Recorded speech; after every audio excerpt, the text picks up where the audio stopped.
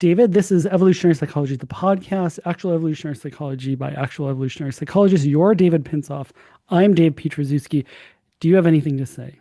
Wow, you got it all by yourself. I didn't even need to help you in any way. All right, well, you can do the next part. All right, enjoy listening.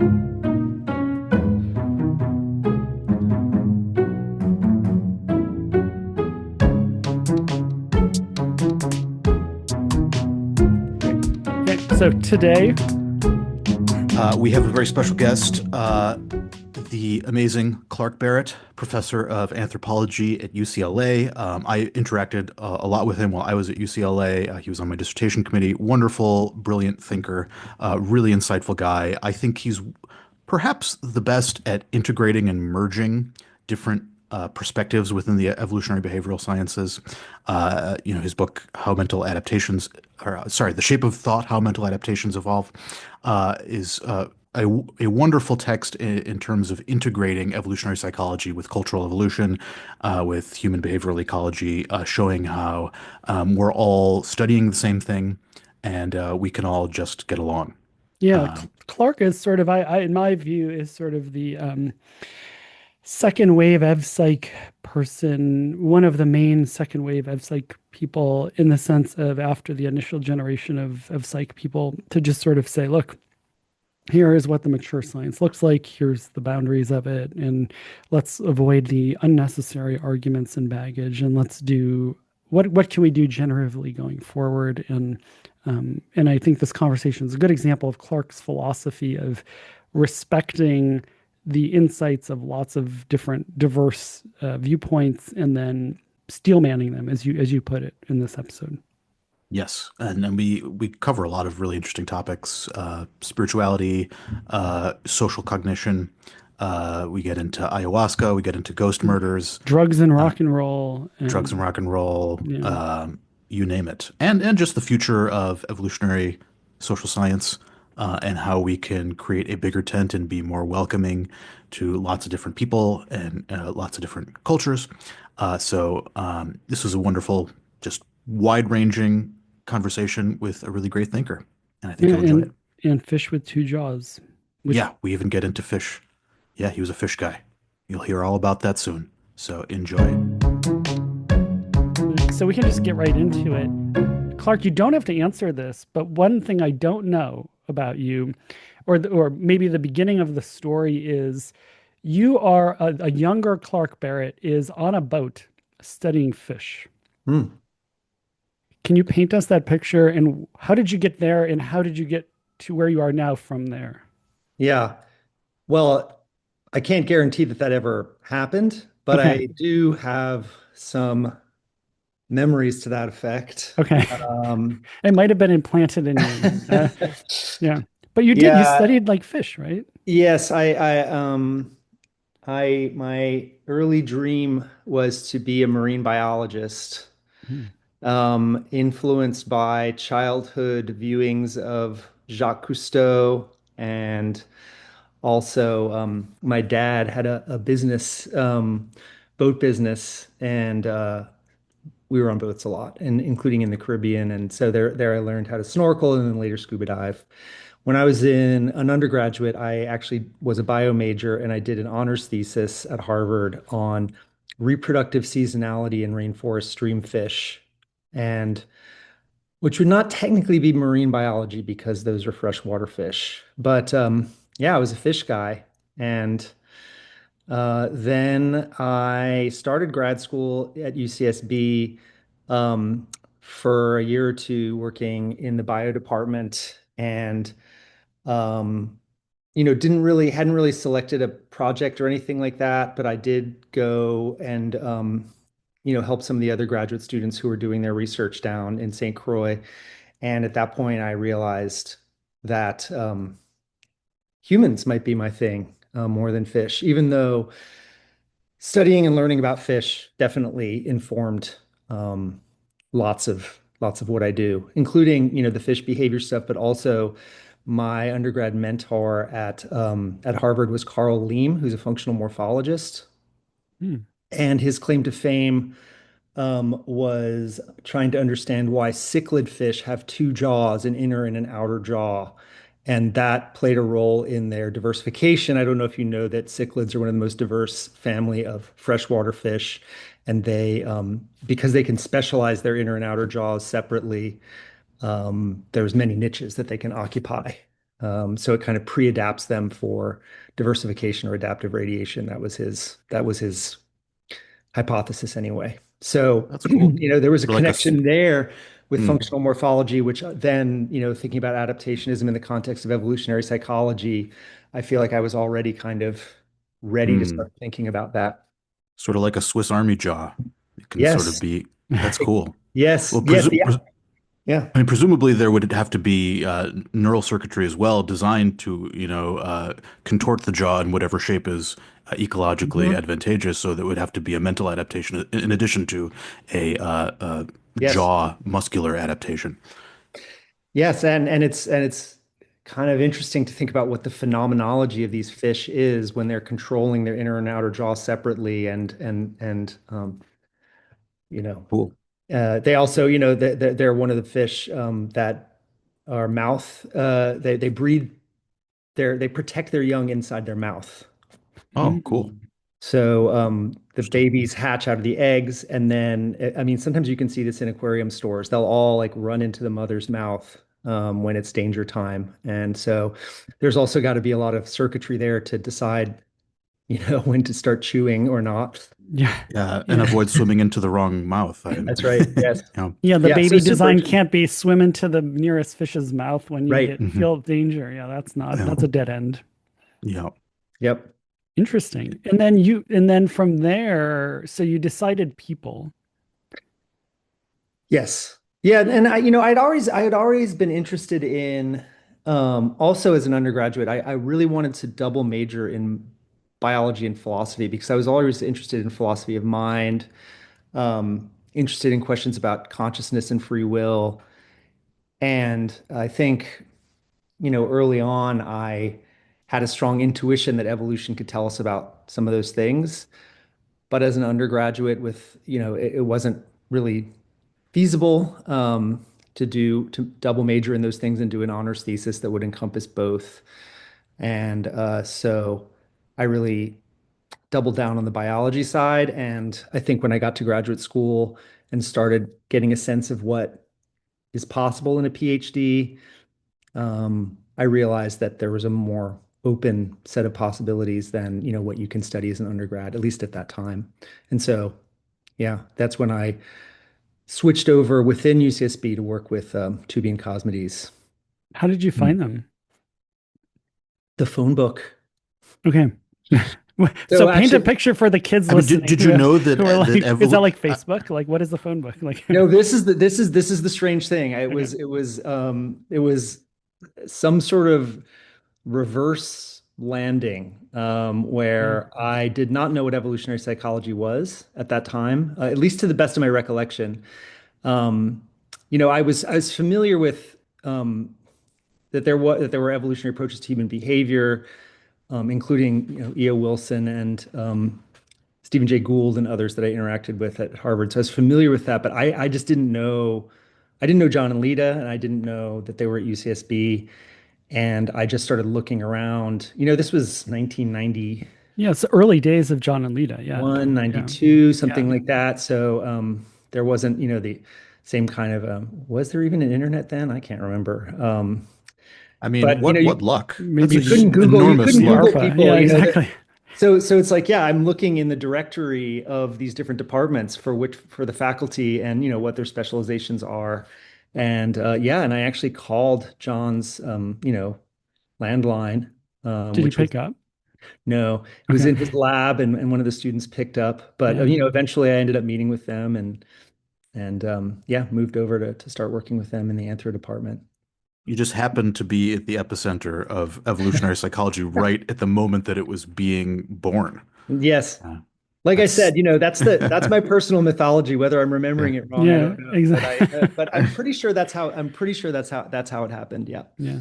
And then I love your dissertation work is on predator prey stuff. And Yes. I think because you've done so many wonderful things since then, But at least for me, there's a very special place in my heart for the predator prey work. You Mm. don't have to talk about it if you don't want to. Like I know everybody feels differently about their dissertation work, but um, was that um, part of your figuring out how to take an evolutionary approach to people? Like, was that addressing the interest that you had? Like, how did you get on that topic? Yeah, I mean it did end up going in that direction. So it was a way to, it was a way to unify my background and knowledge in biology and ecology, um, with an interest in how we humans think about the mind. And so, the idea was to kind of look at how what kinds of models, if you will, people have of animal minds and animal behavior. And it was, you know, Hmm. honestly, a lot of it was John Tooby's idea. Both John and Lita, they kind of pushed me to that.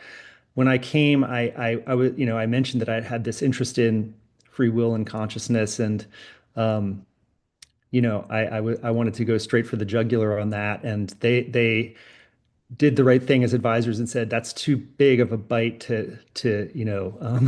Yeah.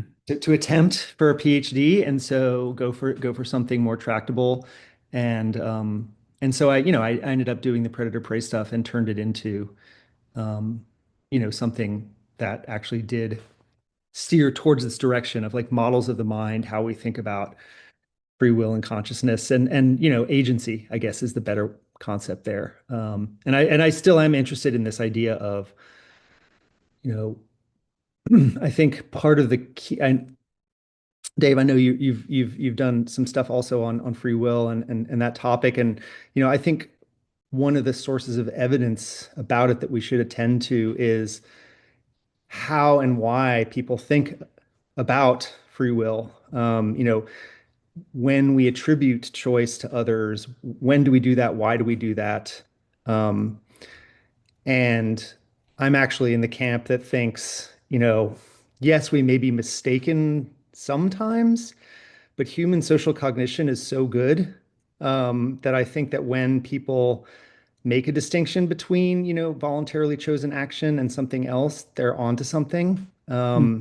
And I do think that there are mysteries there, but to me, that's an angle that we should pursue more, and I think hasn't been pursued as much because people in neuroscience and psychology, when they look at these questions, they tend to think of it more like, let's get inside the box and see what's in there, as opposed to why do humans attribute these kinds of properties and processes to other organisms, and when and what use does it do to them, for them, and so on. And that kind of led to my interest in moral cognition and this question Hmm. of, culpability, which is can be closely linked to our models of, how much control we have over our own behavior and things like that.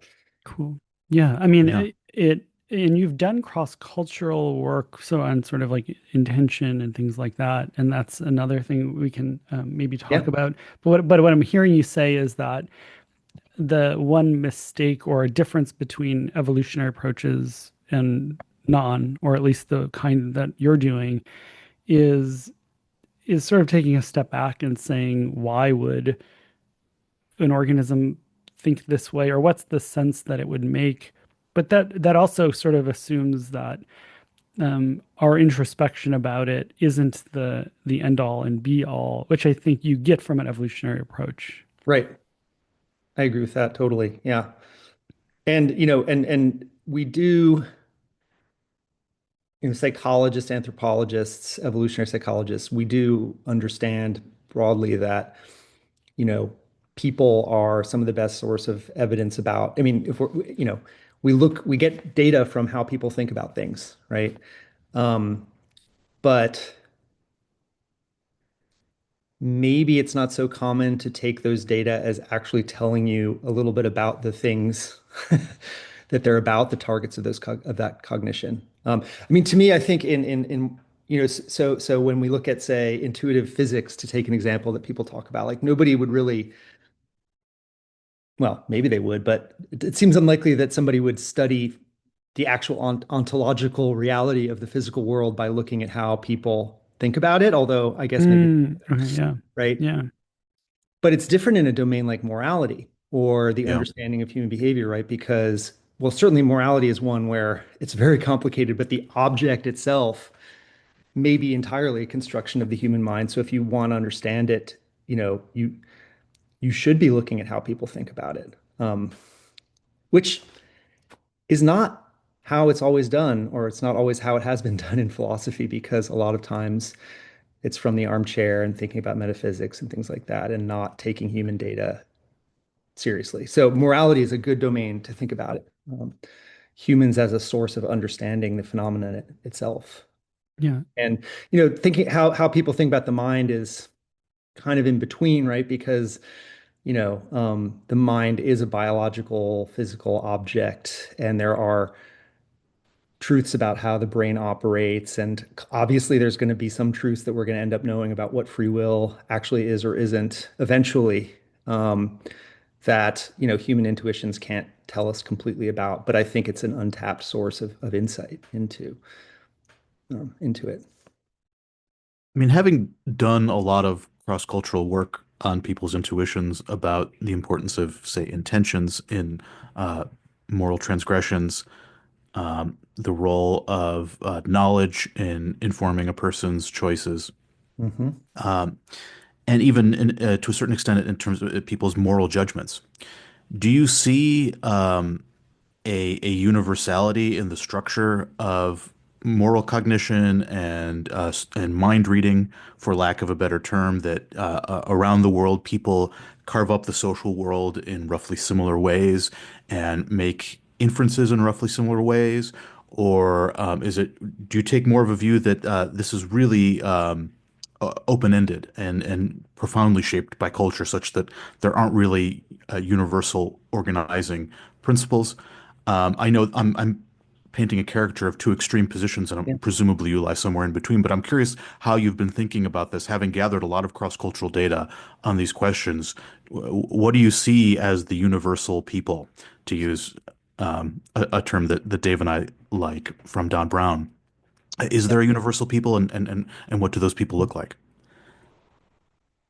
Well, that is the million-dollar question right there. Yeah, Which, if I could answer that succinctly, I would be done with my research project. But I think the answer to what, so I mean, the answer to the first question you asked is, in this continuum of how much commonality versus difference is there, in yeah. how people think about the mind and how it's related to ideas about morality around the world. I think there's a lot more similarity or universality um, than some anthropologists might think, for example. Although I'm also reluctant to attribute these beliefs to anthropologists. Oftentimes in this sort of divide between psychology and anthropology, the psychologists are seen as the universalists and the anthropologists are the cultural relativists. And Yeah. you know, I've spent a lot of time recently, in communities of cultural anthropologists, and I'm not at all convinced that's the right description of the distinction. Mhm. Anyway, that said, there's no question that there's a perfectly plausible intuition that um, our views about the mind are radically different across cultures.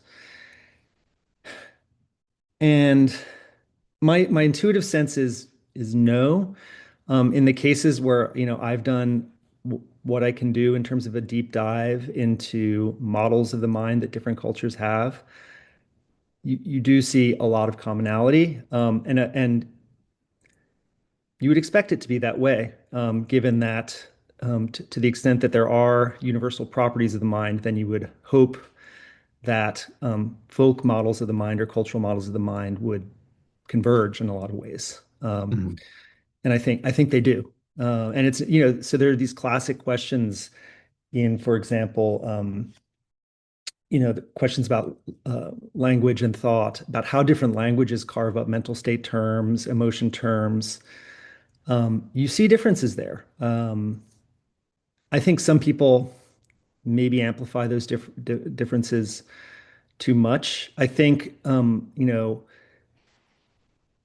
the um,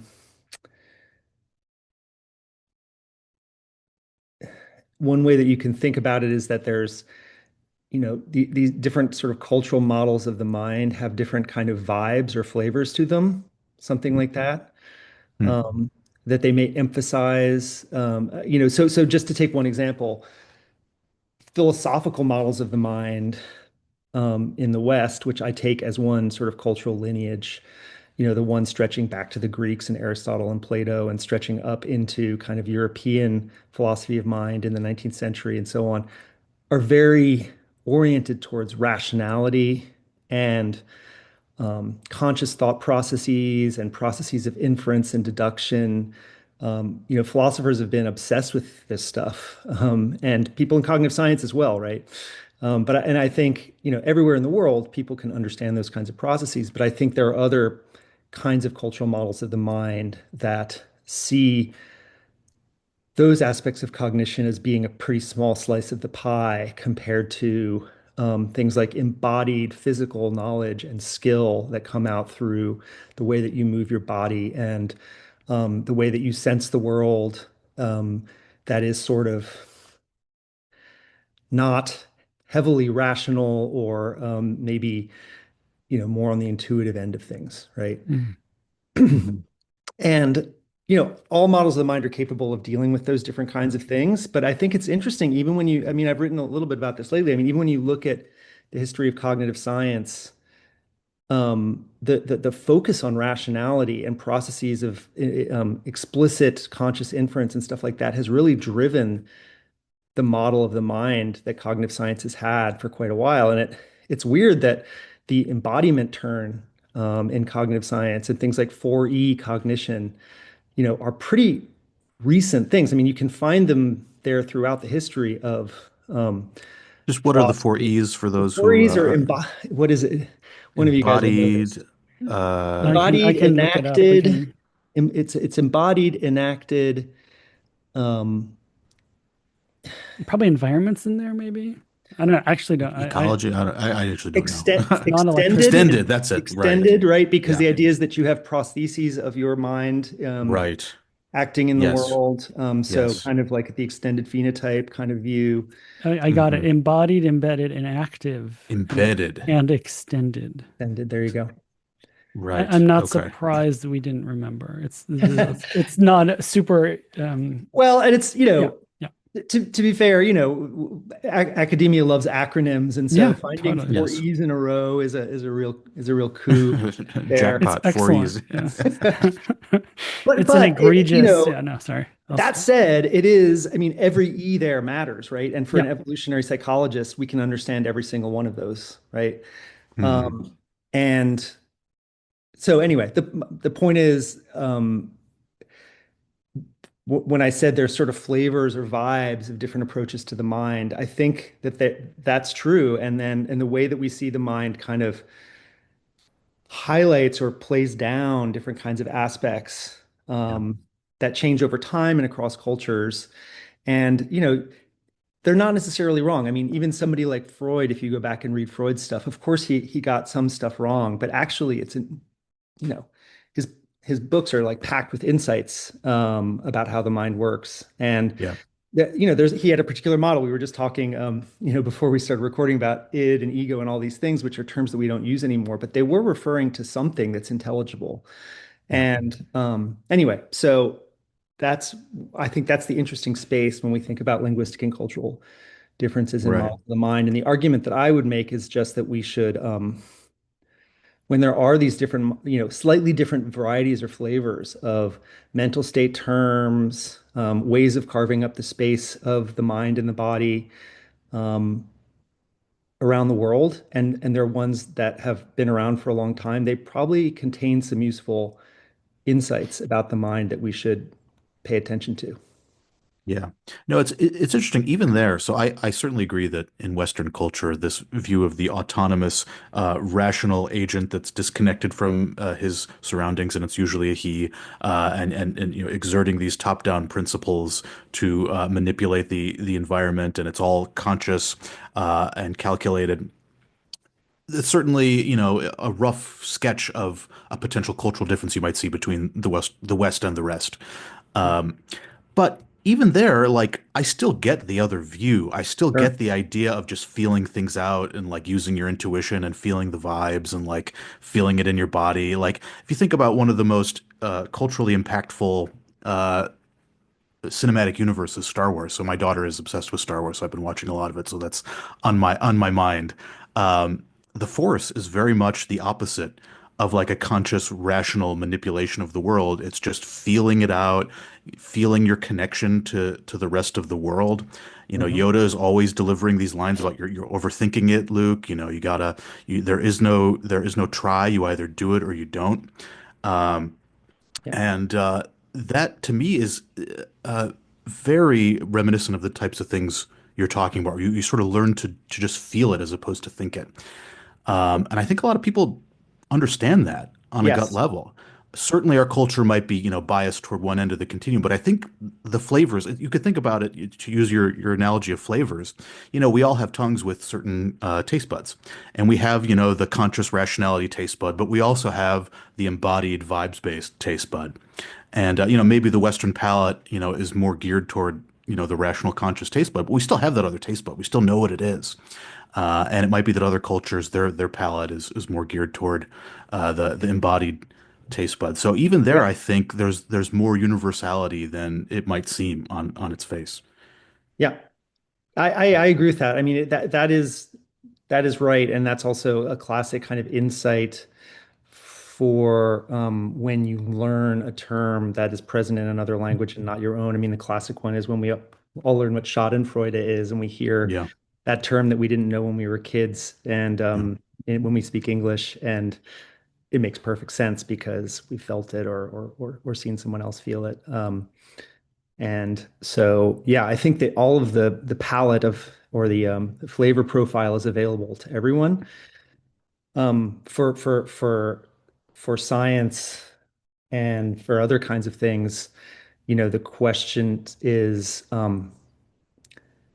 what are the consequences of the variations that are there? And so, one of the things that I think for science is, you know, we may not, because of the fish and water issue of the kinds of cultural models that we've been brought up in, you know, when we're trying to create a universal sort of theory of human cognition, we may not notice that our theories are kind of heavy in certain areas or biased towards certain areas and kind of light on other areas. Um, and so with the kind of you know in the West also, when we talk about these processes of rationality and deliberation, right, these are not just parts of models of the mind, again, that everyone can understand. There's no question there. But they're not just parts of models of the mind. They actually end up having, well, I would argue they end up having moral and ethical force. They become values. So when you look at the way mm, that Western education is targeted, it's very much targeted towards training our logical facilities, and things like that. I mean, and we know that that doesn't have to be the way it is. I mean, your example of Star Wars, yeah, or other kinds of cases where, and I think these are actually pretty common around the world, where the pinnacle of wisdom would be acting without um, conscious deliberation, Mm. essentially. yeah, And it corresponds to this Bourdieu notion of habitus, right? I've so the book that I was mentioning to you guys is called Southern Epistemologies, that's just coming out.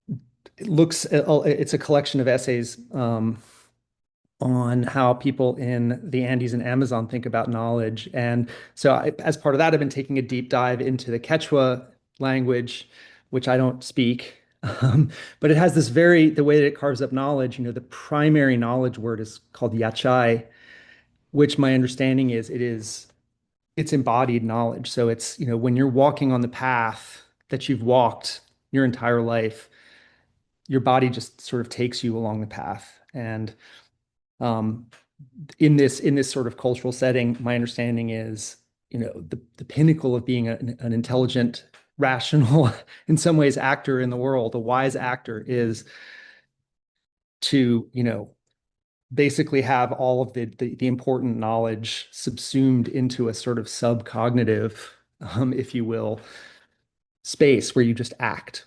Um, and so it's interesting, right? Because that is a cultural model of like there's a kind of virtue ideology in there about what being a truly knowing being is.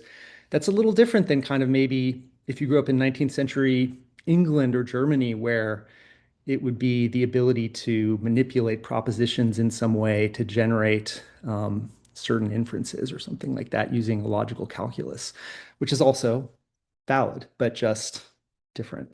Yeah, I love that. And I love that, if you're watching like kids on YouTube or like I'm watching old Michael Jordan clips or a musician or an athlete just do something really well and just sort of reveling in, man, this is just it's art, it's just Yeah. this somebody has just nailed how to do this thing so beautifully. Again, I think it goes back to David's point, which is we can all understand it, but it Mhm. goes back to your point too, Clark, that you don't value it, or maybe it just gets compartmentalized to sort of like it's what the kids are doing on the playground, or it's the status scheme of like, yeah, I got to learn logic, but I really want to be like the best like Yeah. basketball player I can be. Um, Right. yeah, I think that model of the mind is more prevalent in the arts than and perhaps in athletics than it is in, say, the sciences or the humanities, Yeah. or even the business world, because that's what you need to do to be successful in your career is to cultivate that kind of embedded, embodied knowledge of your craft. Yeah. But with a top-down discipline such as ours, that kind of knowledge and wisdom is less desired because I can't prove it to you. I can't set it down on paper Yeah. and walk you through the propositional logic and have you say, "Ah, I get it." Whereas, with art, the proof is in the pudding. It's in the painting. It's in the feat of athleticism. But with a scientific discipline, we all need to agree Yep. on what is correct. Yeah, I don't know. that's yeah, So that's interesting. Yeah, Clark, so you I were gonna say something. Oh, you're sorry, gonna say Clark, you're something? gonna say something. Yeah. No, I think that's really insightful. I think yeah, we maybe, those of us who are doing evolutionary psychology, you know, maybe we don't think enough about the fact that it's essentially a verbal format that science that we do is written and with pictures, Yeah, um, and visual and verbal. And that what part of what we're doing is rhetoric and persuasion, and you have people like Hugo Mercier and others, who have argued that these kinds of things are about changing other people's minds and so on. And it makes sense that we focus on these skills of rhetoric and debate and logic. It also makes me at least worry, right? Because if you believe somebody like Mercier or others, the target of those things is not necessarily the truth, and yeah, um, and so we do have to worry about that a little bit. yeah. Absolutely.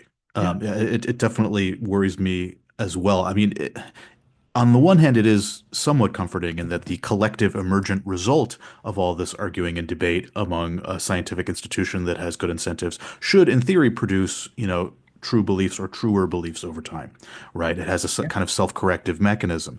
But when you zoom in on any individual part of that apparatus, any individual scientist, they are very unlikely to have the whole truth inside of their head. Mhm. And since I am an individual person, within that apparatus, that's very worrying because I want to have the whole truth. I want to have Yeah. the answers. And what Mercier and others' research has told me is that that is impossible, and I need to give up, give up hope. Right. And that's worrying. Yeah. I want to pick your brain on another idea that came to me about spirituality and religiosity and supernatural concepts, and the connection between this embodied, embedded model of the mind and spiritual and supernatural belief. Because it seems like there is a connection there. So when the Force is a supernatural force in Star Wars, like it's literally magic. You're you have telekinesis, you're picking up objects with your mind. And I find that when people who lean more on this flavor profile of intuitive, embedded, embodied knowledge, they tend to be more spiritual, or at least talk in more spiritual terms. And it may be that when something is opaque to us or unconscious, that we sort of fill in the gaps of our ignorance with supernatural concepts. And so that might be why you see a greater prevalence of spiritual beliefs in cultures with a more intuitive, embodied model of the mind, because so much of the magic is coming from forces unknown, Yeah. and it just becomes very easy to just put those forces unknown into a supernatural bucket. It's the ancestors, it's a spirit, it's the force, it's whatever. I mean, do you buy that way of thinking? Um, yeah, I think that, yeah, that seems right. I mean, I've never been a huge fan of the argument, the sort of God of the gaps type of argument, Mhm. that the function of sort of spirituality is to maybe comfort us or explain things that we don't know. But I don't Sure. take you as saying that exactly. Yeah. But I do think, that there's this sense. So if you are someone who values and pays attention to your intuitions and the embodied feelings that you have as you're going through the world, and you try to develop a sense of intuitive connection with your physical and sensory presence in the world, Yeah. there's going to be stuff that pops out at you where it's going to get your attention. Yeah. and and so I think that's one component of it, right? Because if you look at, I don't know, I feel like this in Los Angeles. I mean, I try to cultivate that side of myself. But I also, I go on hikes all the time, and I mean, people are out there walking, like literally reading a cell phone on a trail. Yeah. Yeah. And they're not in touch with, as far as I can tell, there They're are people. micro learning, Clark. They're micro learning. Yeah, I mean, they're They're definitely, they're choosing to devote their attention to something, but there has to be a cost that they're not attending to what's going on around them, right? And so, Mhm. anyway, that's the kind of thing where I would say that, that's going to pull you away from some of these ineffable experiences that lead to a sense of spiritual connectedness to the world, and that there's stuff out there yeah. that that beyond you, that you can sense occasionally in the periphery or maybe even directly. Those all come connected with this kind of yachai embodied knowledge view. And I also think that, when we think about the hyper rationalists of Europe, Yeah. Immanuel Kant and people like this. I mean, some of them were believed in God, and some of them were atheists, but there's no question that the sort of move towards excessive sort of rationality was part of, what Max Weber has called disenchantment, where um, people argued their way out of God using logic. I mean, there's some interesting cases to the contrary, like Descartes and others who tried to use logic and introspection to prove that God exists. I never was persuaded by the argument that there has to be a perfect being because I've never experienced one through my senses. And so the only way that I could know this is if they existed and planted the idea in my mind. That seems like a weird kind of proof. But the point is, like, when you get into that space of logic and rationality, it it does lead you away from it can lead you away from a spiritual attitude about the world. So I think that's another component of it. Where, That's yeah. cool. Yeah, it reminds me there's a Konrad Lorenz. It's called the Russian manuscript. It apparently was like posthumous. So Konrad Lorenz was in a Russian gulag during World War II because he fought for the Nazis, and he wrote this with like bird beaks on like burlap sacks or whatever, but it was all Hmm. these notes, and it came out in Mhm. the 70s. Like somebody found it in like some attic in the 70s. But what it's really amazing. Like I think every evolutionary psychologist should read this book, the Russian manuscript by Konrad Lorenz. But it basically talks about how Konrad Lorenz, they were doing the ethology, and he was talking about the early 20th century fight between the vitalists and the mechanists of animal cognition. And what he was saying as an ethologist is even though he was on the side of the mechanists and not thinking there was some magical spirit, he was sort of like the mechanists are all these people in the lab. Like I'm glossing over things, but basically it was sort of like there's no beauty or art or nature in the models. And it reminded me of what you're saying, which is sort of Yeah. like there's sort of I think there was sort of a historical accident of like, well, if we're going to be hard-nosed scientists about it, we're going to study rats in a maze, and we're not going to think about like nature Yeah. or cool functions. And that was sort of what Conrad Lorenz was saying too. And so, like, I think there was like a false choice between a rich environmental biological view and but it was like vitalistic versus it was mechanical, but it was like concrete and math and zeros and ones and like very sterile.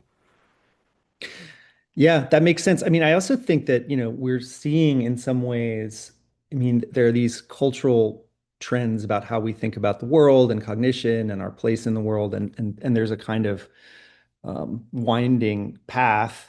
Like I mentioned, the importance of embodiment in sort of the cognitive sciences, it kind of comes and goes.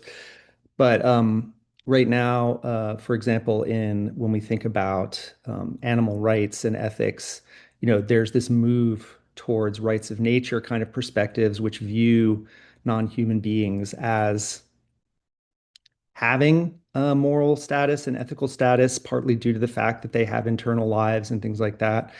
I mean, that actually fits very well with an evolutionary view. It fits very well with a lot of indigenous perspectives on the relationship between humans and other non-human beings.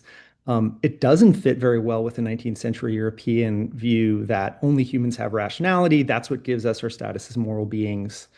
Um, that's the source of a lot of that disjuncture in a lot of ways. And I would say that this sort of there's a parallel when we think about animal behavior where for a long, and I think Lorenz might have been talking about this, for a long time, it was sort of forbidden to anthropomorphize or what people would call anthropomorphize other species. For understandable reasons, I guess you could say, well, you don't want to project human specific processes or values onto things that aren't human when they don't share them. But that extended that went way overboard, right? Yeah. To Yeah. the point where, now you have animal behaviorists. I mean, I remember, an article within the last 10 years, that hit like the New York Times that announced that dogs feel pain because they had managed Yeah. to put a dog into an fMRI scanner and show that the pain areas in the dog's brain homologously, were activated under conditions of pain in a way, same way that humans are. I mean, Yeah. it is an interesting study, that's for sure. But, Yeah. you know, in some sense, the pendulum has, swang way too far in our, um, attempt to be hyper rationalistic about not attributing things to other species. And now you all probably know there's just really interesting stuff on plant cognition now, Yeah. Yeah. a whole field of it that's pretty interesting and very, very scientific. Yeah. That stuff And is it, wild. it raises questions like what's going on? Is there consciousness? I mean, who knows? But there's no Yeah. question that there's like response to stimuli and reacting at pretty quick timescales to things that are happening, touch and all that stuff. Yeah. Hmm. But I don't want to go too far afield of Yeah. the next topic. I actually wanted this reminded me hunting magic. Can you talk a little bit about hunting magic? Because I think this is a great example of the embodied thing concretely. Yeah. Yeah, yeah. So I actually have I finally um, have a piece coming out on this in the edited volume. And for those audience members who speak Spanish, there already is a volume that came out in Spanish a couple of years ago um, on Andean and Amazonian epistemologies, and a version of this chapter is in there in Spanish. But there's an English language one coming out in June. And in this chapter, I talk about a little bit of what I have learned in Shuar communities about some of these hunting practices that include the singing of certain kinds of songs that are involved in hunting, And in the chapter, I sort of talk about, based on some interviews that I've done, the range of possibilities for of like how people think about those songs, how they think that they might work, whether or not they think that they might work. And Sorry, so this takes place before the hunt? yeah, yeah, yeah. And so Like these are immediately before or like the yeah, previous in the day or morning, people get up like ridiculously early, basically while it's still dark, go out hunt and go out and they sing these songs, or they used to anyway, on the way out to the hunt, and it's kind of a private event that you're singing to yourself and singing to the forest and singing to these animals. Mm-hmm. And the lyrics of the songs, often are things like requests or commands, to the animals, or just statements like today, I'm gonna kill this kind of animal, um, repeated with rhythm and music, melody. And so, one possibility that I discuss is, that these could be kind of technologies of the self, where they're basically getting the hunter into a particular kind of mental state and focus, that may actually have some effects. And there is some literature on this, like flow states and things like this in sports and the arts, Like where, a warm-up activity. yeah, Like self-talk. actors and athletes often have warm-up activities to sort of get themselves in the Yep. right mental state. Yes, Interesting. exactly. Yeah, yeah. Yes, and focusing the mind on certain kinds of outcomes by visualizing them, Mm-hmm. things like that. And one thing that I could talk more about this if you have other things that you want to know about it, but the thing that I do in this paper, so that the chapter, is called "The Uncertain Virtues of Incomplete Knowledge," and it's talking about how, this phenomenon where most of the things that we do, where we deploy some kind of technology, nobody knows everything about how the technology works, um, and that's an interesting thing, right? It's ordinary, actually. Most of the things that we do are in a state of incomplete knowledge. And there's great work in cognitive science on this. People like Frank Kyle and others who've shown that nobody knows how a toilet works. I mean, it's not, the plumber does, right? Yeah. But But the when plumber you doesn't know how a helicopter works, right? Like, yeah, That's right. exactly. Yeah. And we don't, people can't even really like reproduce a proper bicycle from memory Yeah. because we have an accurate model of what's going on. And of course, you use a cell phone, you have no idea how it works, but it does. And so, you learn these procedures and you do them. And then the idea is that if the conditions of efficacy hold, then what you're doing is going to work. And so you can have limited knowledge. And the case of Anent, these particular songs in Shuar, they've been around for a long time, and, they're transmitted, with great kind of respect, for this tradition. And so, most people now don't really know how to use them, or, um, but there's this view that, these are kind of ancestral technologies that helped and did things, and there's a trust in that. Um, and so in the chapter, what I compare it to is our use of statistics in science, and this is kind of, I do a callback to my postdoc that I did with Gerrit Gigerenzer and Peter Todd at the MPI in Berlin, where, one of Gigerenzer's, ideas was that we use statistical rituals in psychology and other fields, especially null hypothesis significance testing, where, people just, you can plug something into an algorithm and you get some numbers out, and then people interpret those in a certain way, which is often wrong. And so, there's two levels of kind of incomplete knowledge there. Sometimes people don't know, often people don't know the conditions of efficacy, for the statistics to give the right answer, right? And so we are trained that there have to be normal distributions and all these things, but often people ignore those. And there's other more technical stuff that people don't run the checks to make sure that the model is appropriate for what they're doing. And then there's a second level, which is, they misunderstand what the p-value means. Um, so in this piece, I'm kind of bringing those two together to say, isn't this an interesting comparison? Because usually when we think about something like a indigenous hunting technology, it's often viewed by anthropologists as superstition or, something that can't possibly have any effects in the world that matter.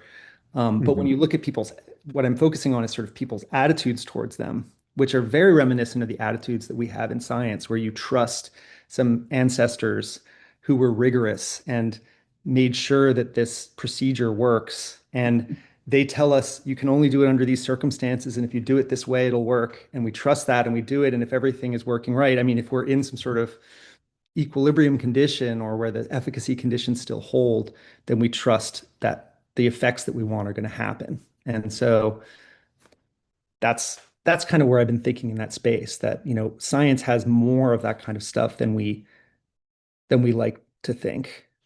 And it Hmm. may make use, and it makes use of social processes. I mean, many philosophers of science have talked about these social processes in science, that trust is critical. Nobody can know everything. There's a cognitive division of labor. Um, and all those things are true. And Yeah.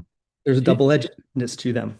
I'm in just imagining like a group of scientists joining hands and dancing around a fire pit, singing P is less than 0.05. Right. Yes.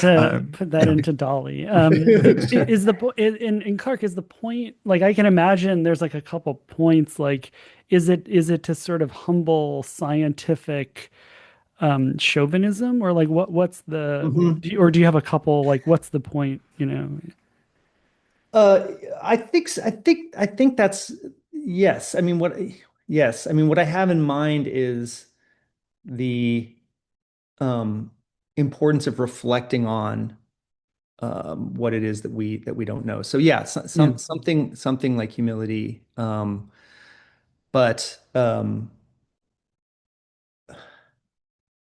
it's also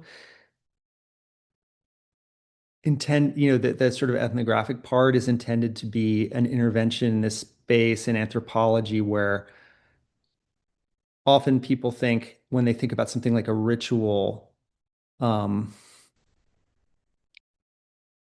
that the sort of view is, well, this is a completely mindless repetition of certain kinds of procedures without any reflection on what they are or why they work. right. And my point is, in Shuar communities and any other community where there's ritual, I mean, when you go into church as a Catholic and get communion as a Yeah, kid, you're like, what the hell is this? yeah, Right. And I mean, everyone is essentially, right? And so that process of reflection is ordinary, and sort of knowing that you don't know is ordinary. And so we should think about these practices that have happened historically in that way, and then comparing it with what's going on in science is kind of interesting. And, right now I'm on a little bit of a journey of, worrying about some of the features of science that we don't attend to enough that could lead to error. And yeah, so it's part of that as well. I mean, yeah, I talking back to scientists and saying, don't be so confident that um, I think, for example, the problem of overdoing statistics in behavioral science is a real problem. I mean, you go through these papers that are just completely full of statistical models, and at the end, it can be like, okay, but is that really true what you're claiming on the basis of all these graphs? yeah. Um, and we tend to be bewildered by these things. I mean, they have a beguiling effect, almost like magic. Do you think Yeah. it's almost like intimidation? I mean, is that too blunt? But is it sort of like people just get intimidated by it and they're like, well, this seems sciency. Yeah. I definitely think there's a kind yeah, there's a rhetorical persuasive effect of like um and if you question the conclusions, then one kind of way of defending yourself, say, okay, so show me where this model is wrong or something like It's that. like Of course, we defensive. should we should be able to do that, but there are plenty of times I feel like where I read a paper and I'm like, okay, yeah, but you know, there's just fancier and fancier versions of doing things like mistaking correlation for causation. I mean, it's all over the Yeah. place in behavioral science. Yeah.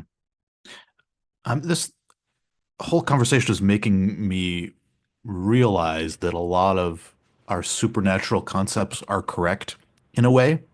So if you think about it, if you have a kind of embodied and active intelligence where I'm, say, inferring your mental states, your beliefs and desires and intentions, and I have no idea how I do that because it's unconscious and it's just happening in an intuitive way, that is basically telepathy. Hmm. I mean, or at least it's telepathy, but the causal process that allows it to emerge is just opaque to me, right? Yep. If I'm making an unconscious inference about what's going to happen next or tomorrow, and it does happen, that is a kind of precognition if I don't know the causal process that happens in between the inference and the event, right? Hmm. Yeah. And, similarly, if I have a hunting technology that has evolved culturally down the generations and has been proven effective because of that cultural evolutionary process, and it helps me hunt an animal, that literally is my ancestors helping me, right? It Yeah. is, you could think of it as the ghost of my ancestors helping me catch this animal. So there is a way in which all of these concepts are correct if certain parts of the causal process are opaque to you. And it may be that a lot of supernatural concepts are just shorthand. Yeah. I'm just describing the way in which the ancestors have helped me. I'm describing the way in which it seems to me that I can just read your thoughts or I can predict what's going to happen. These are kinds of magical things, literally. If you don't know how it works, it's just magic. Hmm. I don't know. Do you buy that way of thinking that the intuitiveness of a lot of these concepts just comes from the fact that the causal process is opaque, and once you snip out the middle of the causal sequence, it's indistinguishable from magic. Yes, definitely. I definitely think there's something there. And I also agree with what you're saying about th that.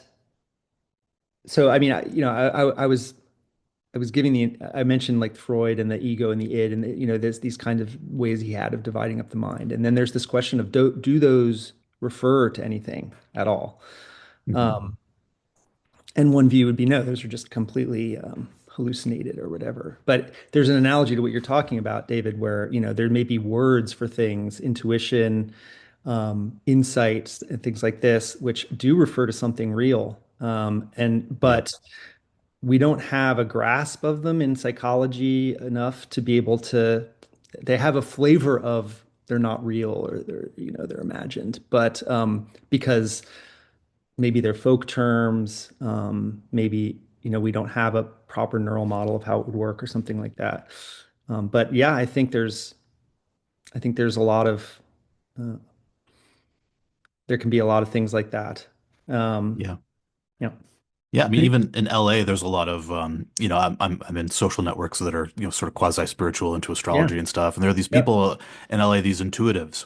And basically what it is you go up to them and they just kind of just listen to you and observe you and are just extremely attentive to every detail about you. And they just tell you stuff about yourself that Mm. might not have been apparent to you, mm, right? Your yep, your your desires, your character traits, your personality, what you want in life.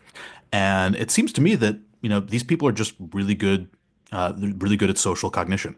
They're just yeah, really good at picking up on, subtle cues of body language and dress and posture, and they just give you a readout of their intuitions about you. And to a lot of people, that can be really powerful. And give them insights that they wouldn't have otherwise had.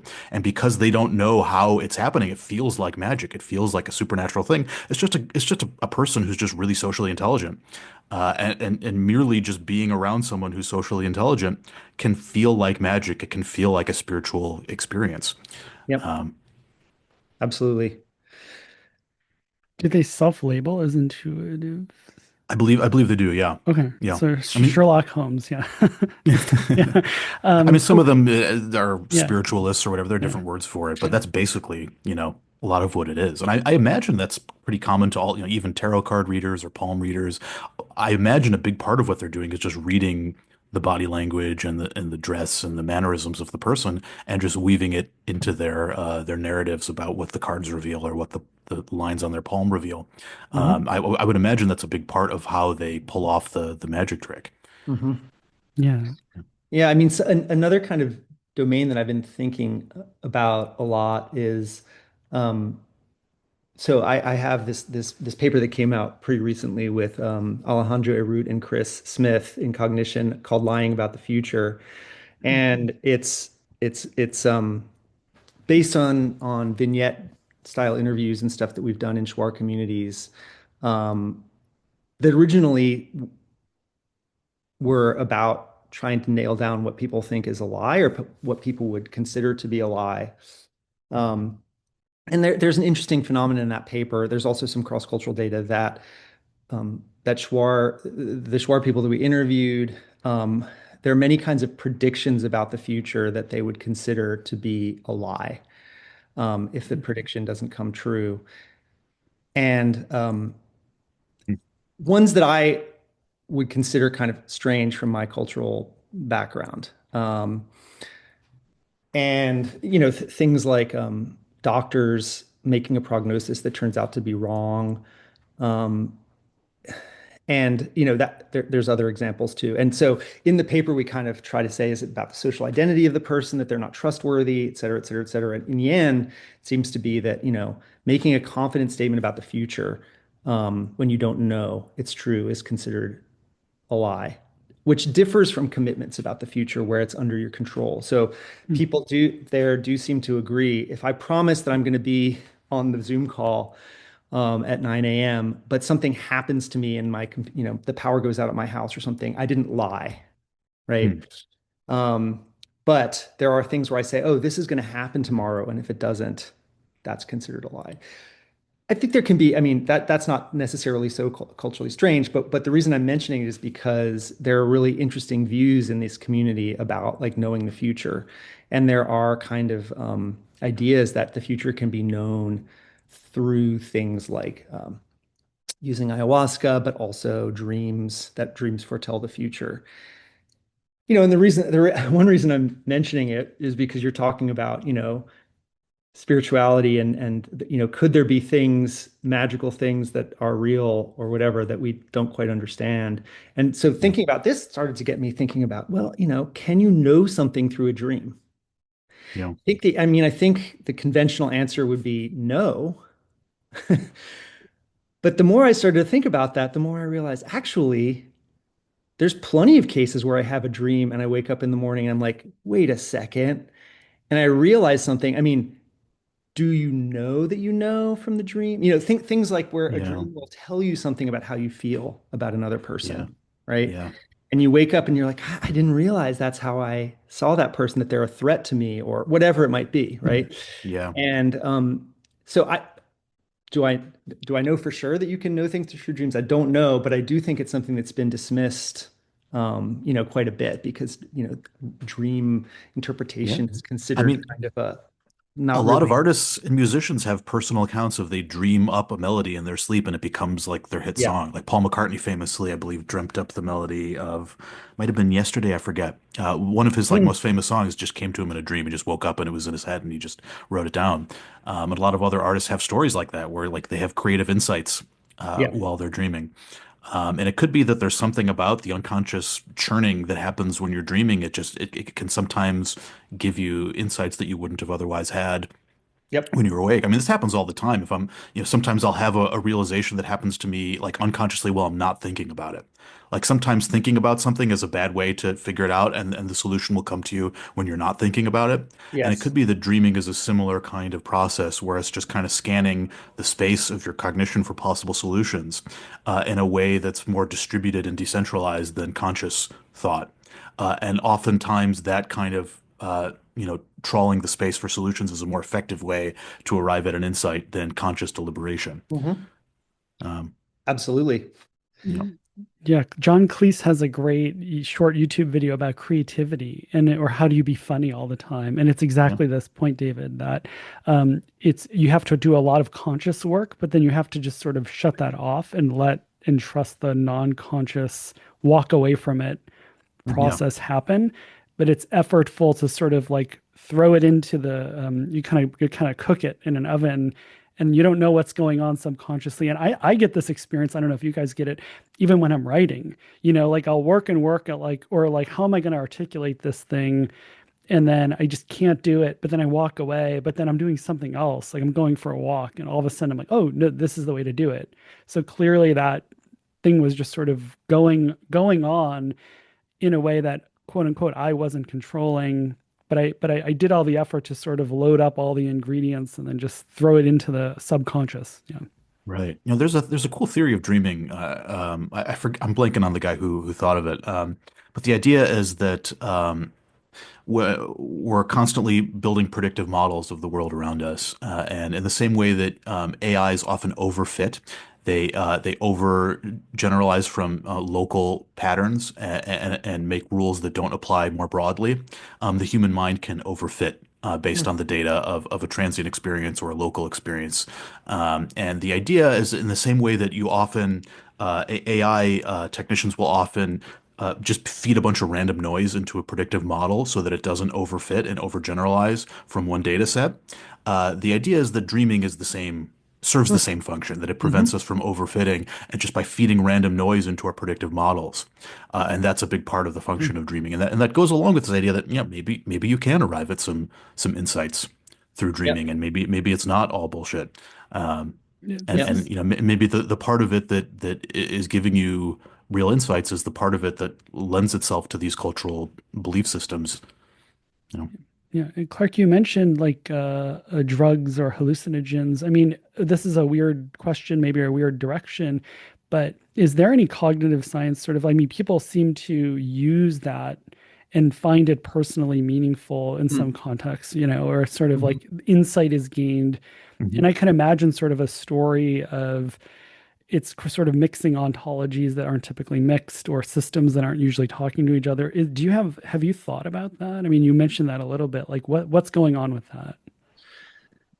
Yeah, I mean, I don't have thought about it, but and I do know that there is, especially with things like ayahuasca, which is a mix of several different plants. It's a kind of tea made of several different plants that has DMT is one of the main ingredients, but there's many psychoactive ingredients in there, and monoamine oxidase inhibitors and many other things. And so it's a kind of technology that alters your mental states.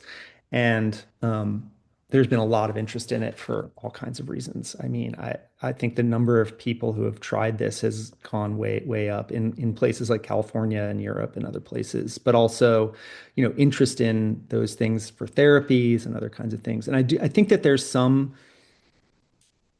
um, there's some research on it, but I also think that I know that there's a huge problem with using those things. You can't do kind of like blind randomized assignment because people know when they've been given the stuff that is psychoactive. Yeah, you can't be blind. Um, Yeah, you can't be blind. Yeah. and so, because there have been attempts to do, these sort of randomized control trials and see what effects they have on various things like definitely things like depression.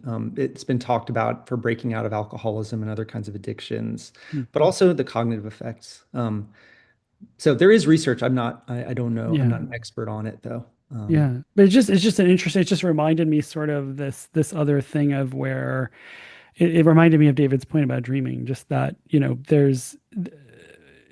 there's a phenomenon there of people sort of using a technology to just sort of Yeah. it's sort of consuming, this is a weird thing I'm experiencing, and using that as a tool essentially.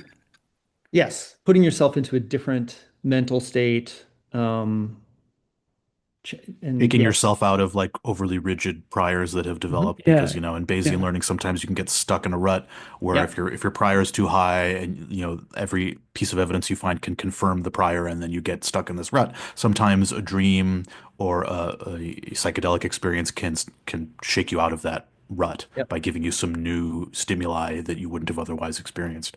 Yeah. You know, it's interesting. Cool. yeah. Don't do Yeah. drugs.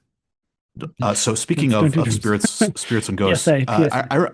I remember back when I was at UCLA and I was in seminars with you, Clark. You told a story that uh, really stuck with me. For some reason, I love these stories of ghosts killing people. So we had an episode with Brenda Bowser, and she told a story about there was a murder, and there was like blood all over the walls, and the village council came in and they investigated the crime scene, and they determined that the murder was caused by a phantasm or ghost. Mhm. And we really got into the details of what was going on there and what kinds of social functions that narrative was serving, or whether they truly believed that it was a ghost, or whether they were doing it to sort of stem the cycle of violence that would have resulted if they had pinned it on a particular person. Right. You told a similar story about, I believe, two guys. Maybe two or three, I forget. They went off to the river or something, Yeah. and then they came back, and one of them didn't come back. Could you recount that story? Because it has haunted me all these years. Well, yeah, it was a case where someone died. I mean, the body ended up being found in the river, Mhm. and it was on a hunting trip. And if yeah, I believe that there were three people and two came back. There may have been more. I wasn't Mhm. there. All I know is, that this event ended up being kind of debated and discussed in a similar kind of way to what you're referring to in the community where Brenda was working, which I believe was Kanambo. And Mhm. so where I was, this was a Shivyar community in the late 90s. And the thing is with these it was probably a fishing trip, if I remember right. So um, the way that the fishing works there is they use this plant poison called barbasco, which is a kind of vine. Actually, it contains one of the first things that was extracted from plants in a commercial way to use as a pesticide. The active material basically binds with hemoglobin, and so it suffocates you. And it's actually also a great technology because you put it in the river. It's kind of this milky substance. It kills the fish, but it's perfectly safe to eat the fish Mm. Mhm. because the fish have basically been suffocated, but all of the chemicals have bound inside the fish, and it doesn't hurt you. If you drank it yourself, that is a way that you can poison someone or commit suicide. But in any case, the way that you do it is, one person goes upstream, or one or more people will go upstream with a big basket of this stuff and like pound it pound it um, to kind of pulp out this white stuff into the water, and then the fish start to float downstream, and so people are positioned at different places along the Mhm. river to sort of collect the fish as they're floating downstream. And so there's this point where people separate, and they separated, and when they came back together, the claim was that they just found this guy floating in the river, and so that it had been, yeah, a non-human spiritual being that killed this guy. Mm. And then, yeah, a debate ensued about whether that was not true, and it was an excuse that it was actually a murder, and so on. And so that is the kind that yeah, that's how that was And framed. and I remember there was a piece of dialogue you recounted that stuck with me in the ensuing debate, where they were debating whether it was a murder or whether it was a spirit. And one of the parties who was there, one of the three guys who came back, I believe he said something like, it was a spirit. And if you don't believe me, there's going to be a problem. Was it something like that? Do you remember? Yes. Yes, Yeah. that's right. Okay. Yeah. Yes, you remember it better than me now. But that's right. Basically, they um, in the context of the argument or debate, it was like this. This is what happened. Case closed. Um, Yeah. there'll be no more discussion of this. So a kind of authoritative. Yeah. And A- and a- and an um, appeal and to in authority. Yeah. and in that, David, like to just unpack it, is it Yeah. that it's a threat, but because there's ambiguity of whether or not the threat's coming from the spirit versus me, is that the sort of technology or the social strategy there? It was for one of the families, or one of the parties, it was better for them in the social situation to have that be the story, basically. And so Yeah, they're basically saying this is what happened. I see. Um, Yeah. And and presumably they had the social and political authority to make a like, Mhm. presumably That's right. that family was high status enough and had enough allies and support that they Yeah. could say that and make the threat and have it be heeded. That's right. Yep. Mm, Fascinating. Yeah. yeah. Yeah. So I Super mean, cool. Anyway, it's a case of, yeah, it's a case of kind of in a relatively small community of kind of like, yeah, use of numerical strength or whatever to yeah, push one's case through, but that, it doesn't mean that the other people. I mean, we know all kinds of cases of this from politics, right? yeah, Where someone strong says this is the way it is, yeah. and I don't want to hear any other discussion of this going forward, right? Doesn't mean that the other parties don't continue to hold the representation that it wasn't that way. Right. And so, this was a case of a kind of beef that lasted for multiple years, and it didn't extinguish the idea that this was a murder, although it did definitely, um, you know, make it so that that had to not really be discussed in Or at least not out in the open and, right.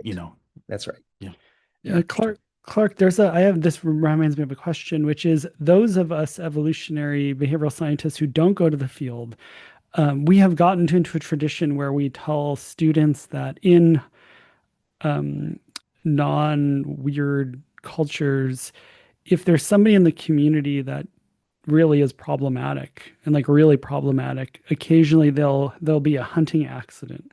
Hmm. Is this is this a urban legend? Is this true? I have never actually asked a credible anthro person, and I feel like you are one Hmm. of the best to ask that. Has that actually happened? Or is this sort of an urban legend that's got spun a little bit? Well, I can't really say beyond my own. I mean, I have obviously read some ethnography from some other places. But I think, yeah, yeah, I mean,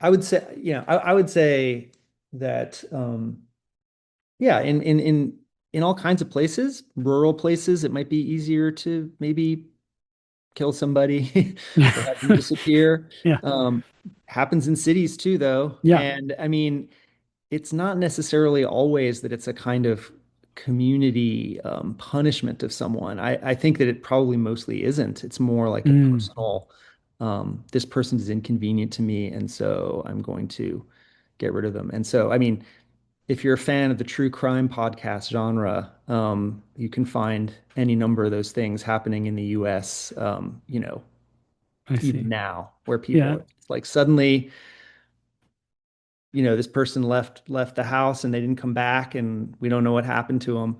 So I think, yeah, yeah, those are the kinds of things in the case that we're talking about here was something like that. There was some kind of, well, one interpretation is there's some kind of beef um, that was extreme enough that somebody wanted to basically kill another person. yeah. And that's the corollary of the suspects are the people who are in deep engaged relationships with the person. It's likely probabilistically not a stranger. So the initial suspects are, Right. and it's for this reason where it's the motivation behind doing it is this person's continually imposing a cost on me and I need to do Yeah. something about it. Yeah.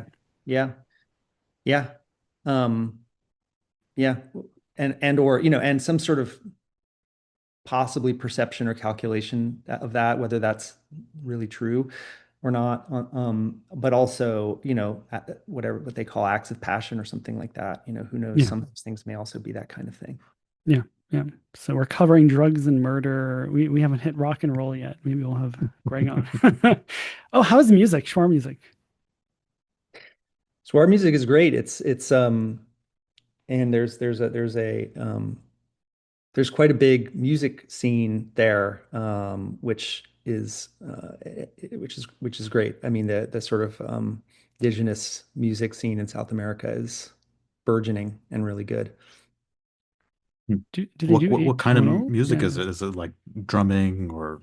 Well, now I mean, now there's just all of these like hybrid forms of, Mhm. so, there's a lot of Shuar artists, and people who sing in other indigenous languages who are using things like cumbia, techno cumbia, reggaeton, um, hip hop, other kinds of formats like that. Cool. The traditional Shuar instrumentation is like drums. They also have there's a kind of violin type of thing.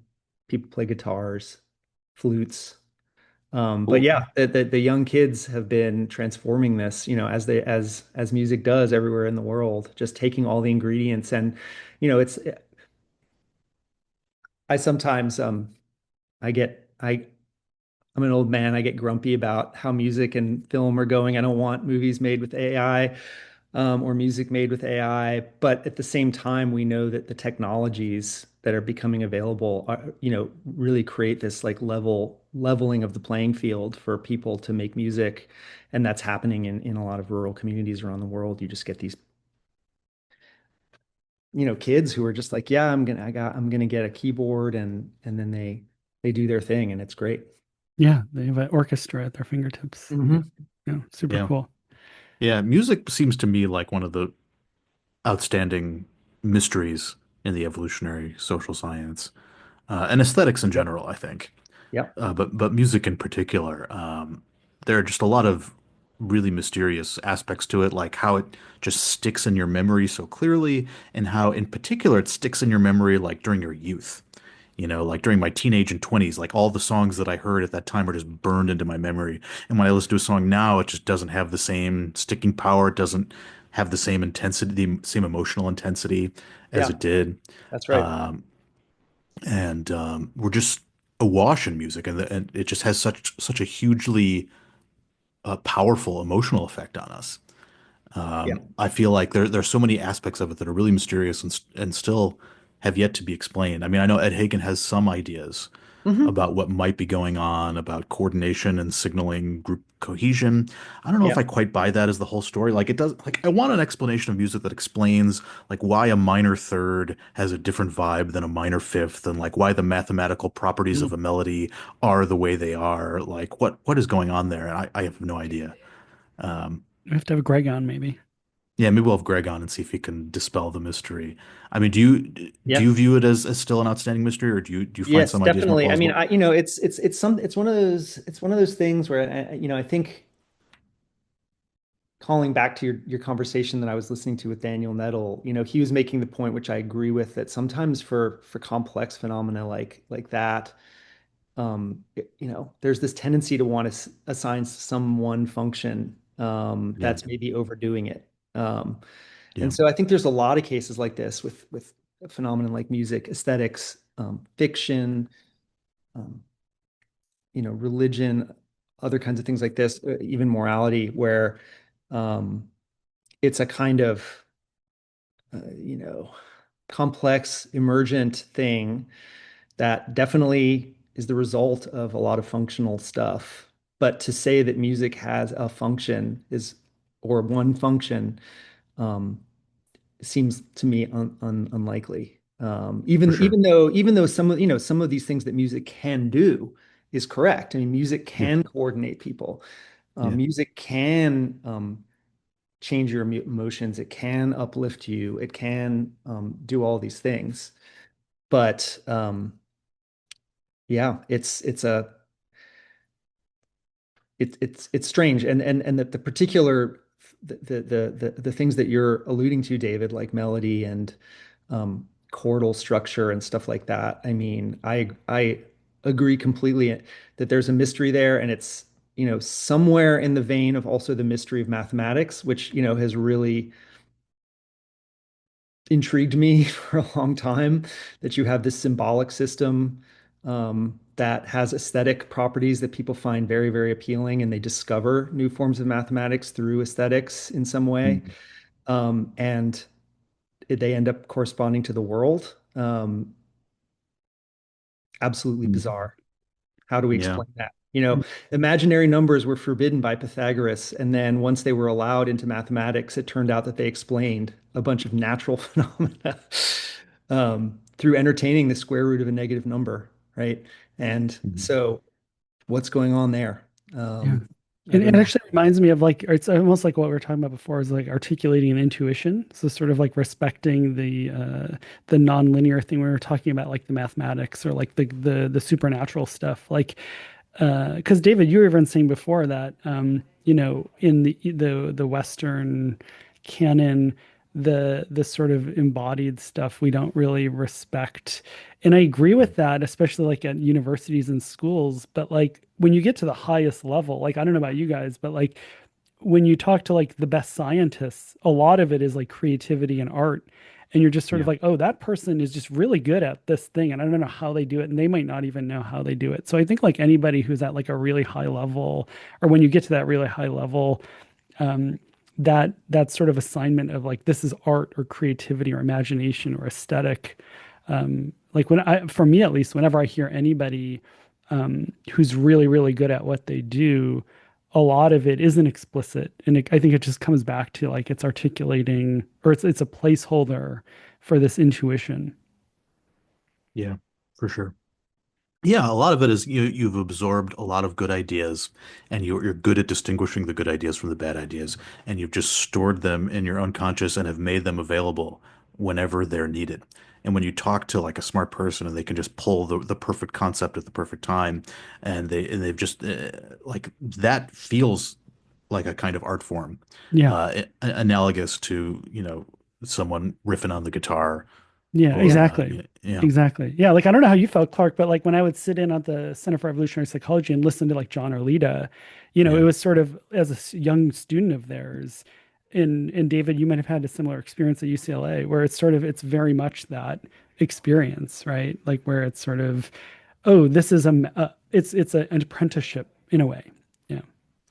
Mhm.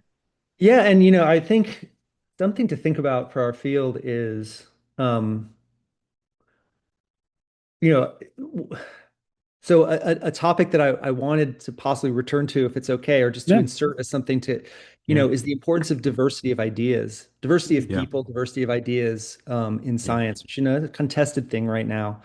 But um, one of the reasons that we can, once you become steeped in a tradition of thinking about the mind and the body, I mean, the number of sources that we have to think about these things and the number of concepts that we have to draw on is incredible. I mean, when you yeah, think about um, all the things we've been talking about, when you're in evolutionary science, we also have certain kinds of concepts that are incredibly generative, like mismatch.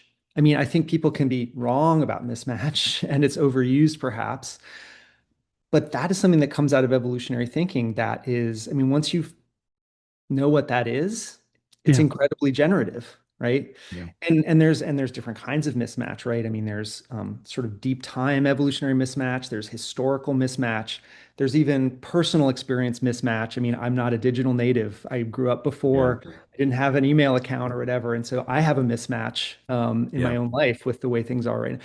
What a useful concept. I mean, it comes from dynamical systems and it interfaces with these other areas. And that's just to take one. I mean, there's just yeah, so many. And, when um, one tradition that I've been looking at quite a bit lately is, the phenomenology tradition, Husserl, Heidegger, Merleau-Ponty, people like that, where, I mean, if you look at that, they have really, really interesting views about sort of how we engage with the world at a kind of non-representational level through direct interaction with other people. So there's a bunch of words and concepts from that field that are useful. If we were to expand this out to the rest of the kind of systems in the world that exist for thinking about minds and bodies and all the other kinds of things we want to talk about, I mean, it can only benefit. It can only benefit evolutionary science. Some of the things may end up being wrong, or we may have to modify them in some way. But one of my things right now is to make a pitch that our field, because we are telling the story of all humans. Um, when you actually look at the way the field is composed, it is not being told by all humans a representative sample of all humans. And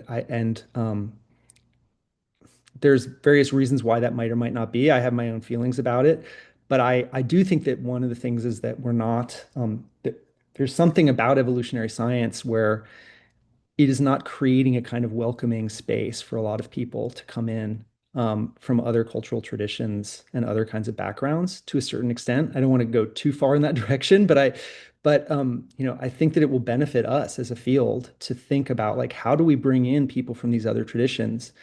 Because when you start to look, I mean, one thing I have to say from working in South American indigenous communities, like the idea of evolution is not a problem for most people. In fact, the idea that humans are one species among many, and that we're related to everything else through kinship, essentially, is a deeply reverberating idea in indigenous communities. In fact, it's makes way more sense to people growing up in those traditions than it does to people raised, for example, in a religious European tradition where humans are special and separate. So there's all kinds of reasons why bringing in people from outside of the traditions that we are normally in are going to help evolutionary science and give us this sort of broader palette of ideas we can think of. So that, when I think about the sort of how much we have internalized and embedded in our own thoughts, these ways of thinking that are really generative, I think we can expand it even further. Is the argument that evolutionary behavioral sciences is still born out of behavioral sciences, psychology, and it's more maybe cross-cultural, just to sort of be reductive about it, but it's more cross-cultural than a lot of that stuff. Yes. But we can still do better in the sense of because there's a theory, because we already are coming from things in a very different way, we have a way to look around at even more stuff and say, look, here's the sense in which this is a helpful tool. We can understand why this makes sense. Whereas traditional scientists might just poo poo this idea or think it's unsophisticated, like in the example of magic, Right. where you're just sort of like, physicists are like, that's garbage, or like, just to be super um, um, unfair, but like cognitive scientists might be, that's just garbage, right? Like it's Mhm. not real. We don't study that. We're sophisticated psychologists and we study deduction. We have this unique thing of we have the secret tool to understand the way in which everything can be science, and we're not doing as good of a job, or we could always do a better job of just going out and going to all the places where people have sort of been not taken seriously and take them seriously. Mhm. Definitely. The other thing that I would say, just to kind of make what I'm saying even a little bit more explicit, is I think that evolutionary science has heeded. Most evolutionary scientists have read the weird paper, the idea from Henrik et al. That where our research participants are coming from a unrepresentative sample of humanity. Like, I don't think we've actually fixed that problem, but most evolutionary scientists are aware of it, and I think would agree. Um, but that is still seeing that is still making essentially an argument that we need to get data from other places. And I think there's an additional step, which is that the people doing the science have to be from all walks of life, right? And that in so in the area that I work in, morality, it's become increasingly obvious to me, that we have these theories of what morality is or might be that might be a subset of possible theories, and when we develop these kind of methods for testing them, which I've done myself as well, we develop these vignettes and that have to do with like the importance of intentions and so on, where we go out to these other societies. It might be going too far to say that we're projecting something onto these places, but we're certainly Yeah. choosing a space in the moral landscape to look at very carefully, because the theories that come from Europe, for example, tell us this is these are the important distinctions Right. to make. And if we had people, um, from other traditions to tell us, well, morality is about more than this, or there might be other kinds of things here, I think we would make real progress in that area. Yeah. No, I mean, we are from my making point of, some progress, but I think we'll make more. yeah. Yeah, I mean, from my point of view, I mean, the literature in moral psychology is absolutely saturated with Western philosophy, historical traditions, Kant and the categorical imperative, utilitarianism and deontology, Yeah, mens rea, and the whole legal system and legal framework for thinking about crime and punishment. that's Like right. all these ideas are absolutely, at the theoretical center of our thinking in terms of moral cognition, moral psychology. That isn't to say that's bad. I mean, you got to start somewhere. Right. But this is very different from the way that moral practices are conducted in different cultures, and the idea that these distinctions and these categories and these concepts are shaping our theorizing about morality, I think it is bound to have a distortive influence on what our picture of morality is looking like. Yep. Yep. And I think it goes back to, I mean, I think some of the problems, I agree with everything that you just said there. I mean, you got to start somewhere. It's not like the Yeah, work that exists is bad yeah, necessarily. Um, but it's the kind of like, I mean, one problem that can arise from this is that you're looking for the keys under the street light because the light is yeah, better there kind of yeah, problem. sure, And then the other one I think which comes up with morality is the kind of flavor thing that we're talking about, yeah. where so my view of the problem with the sort of intentions versus outcomes debate, which has really occupied most of And so, what is that? Just to familiarize people who don't know what that is. it's there's an idea that I mean you mentioned mens rea. I mean there's an Mhm. idea that comes from certain kinds of Western philosophy, deontology, and other kind of approaches that say it's the intention behind an act or the reason behind an act that makes it morally good or bad.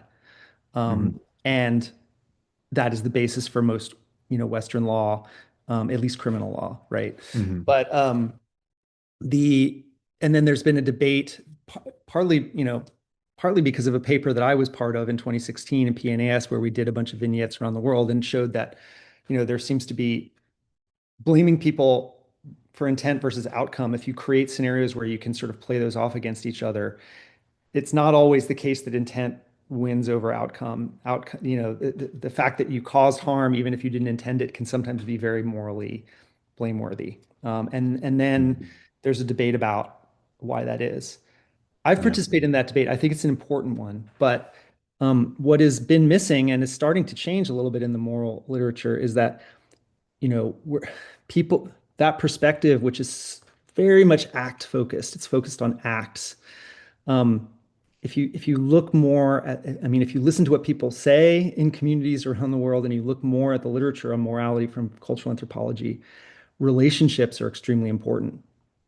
Um, Everything is embedded in within relationships, and the same act matters differently depending on what your relationship is. It's not that that's Mhm. something that evolutionary psychologists don't know, or cognitive scientists who are designing, philosophers who are designing these vignettes, but it hasn't been foregrounded in this literature at all. Right. And there's also this huge, if you look at traditions, even Aristotle and others, virtue ethics, right?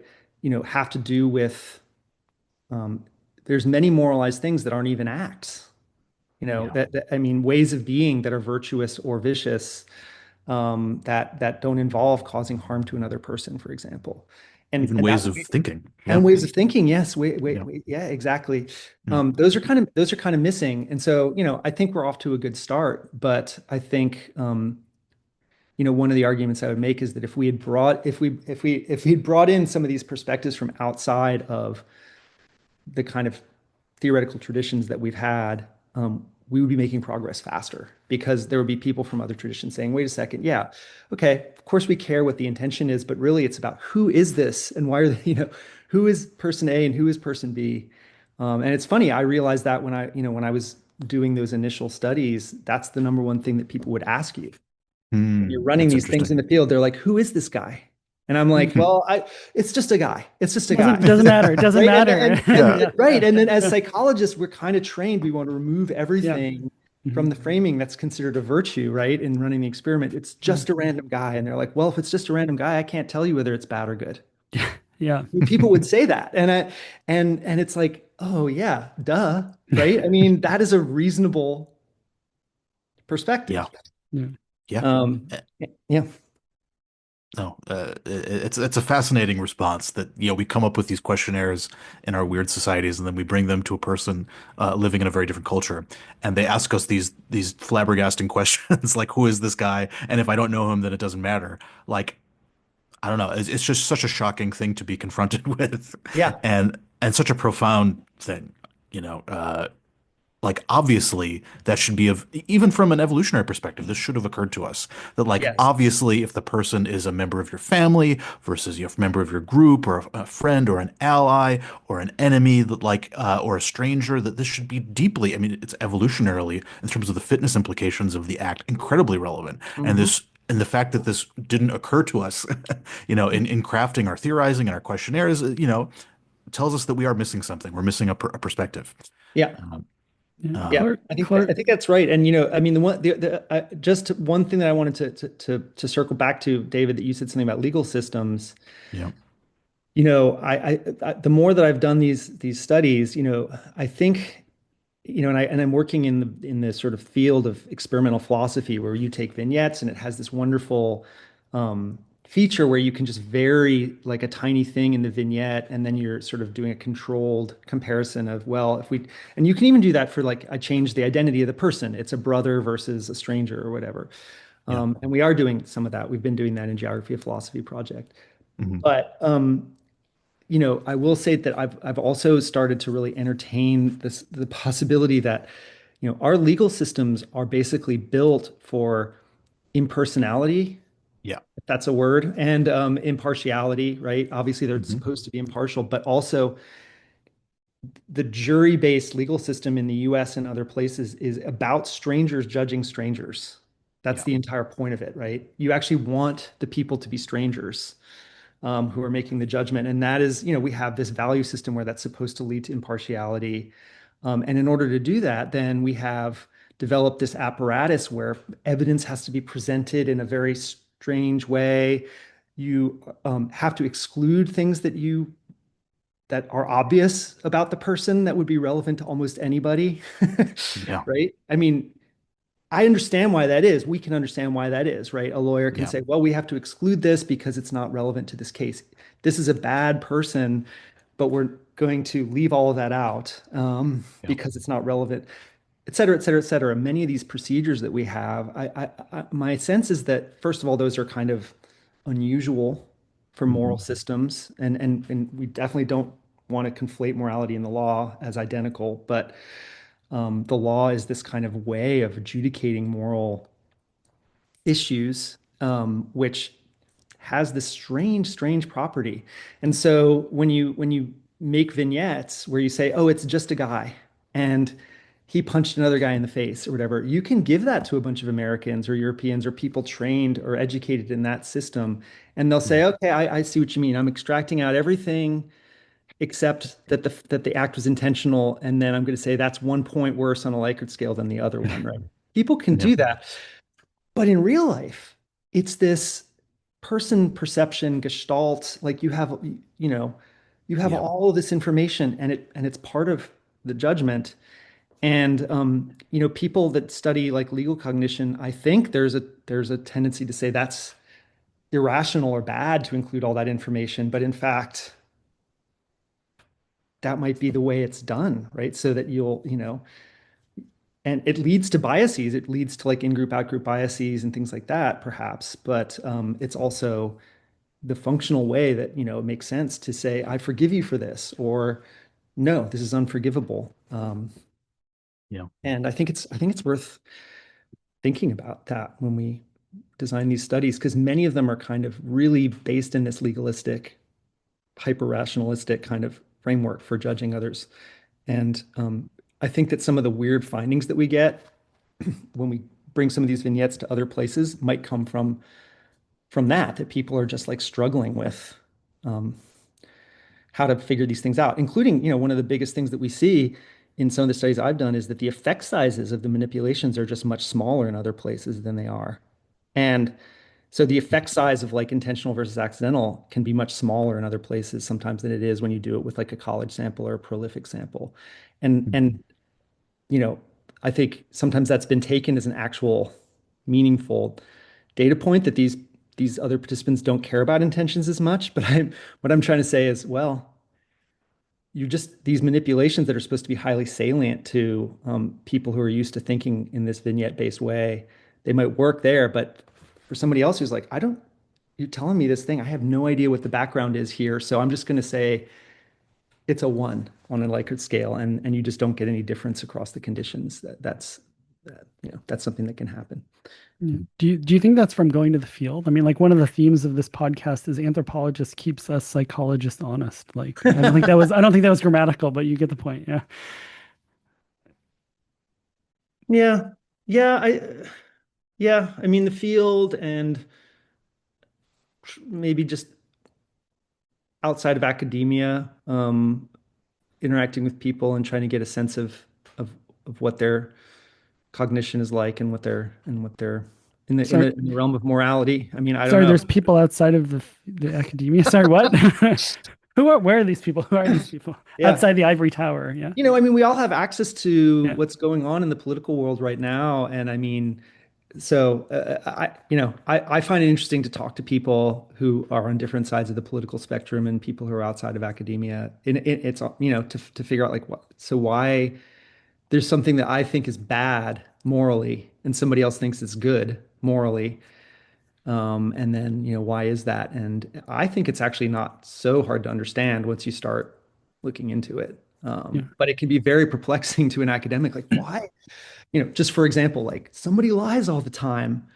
Why are we tolerating this? And it's like, well, I think there are reasons. I think there can be reasons. And I think it can even be understood that there are lies. And people are just like, yeah, that's a lie, but I'm still on Yeah. the side of this particular agenda. Yeah, I mean, to bring it back to this social embeddedness, that it depends so much on who is lying and why Yeah, they're lying Yeah. and what their relationship is to you that's right. socially. I was just reading a really interesting book called Legal Systems, very different from our own, and there was a chapter on Romani legal systems and Romani morality.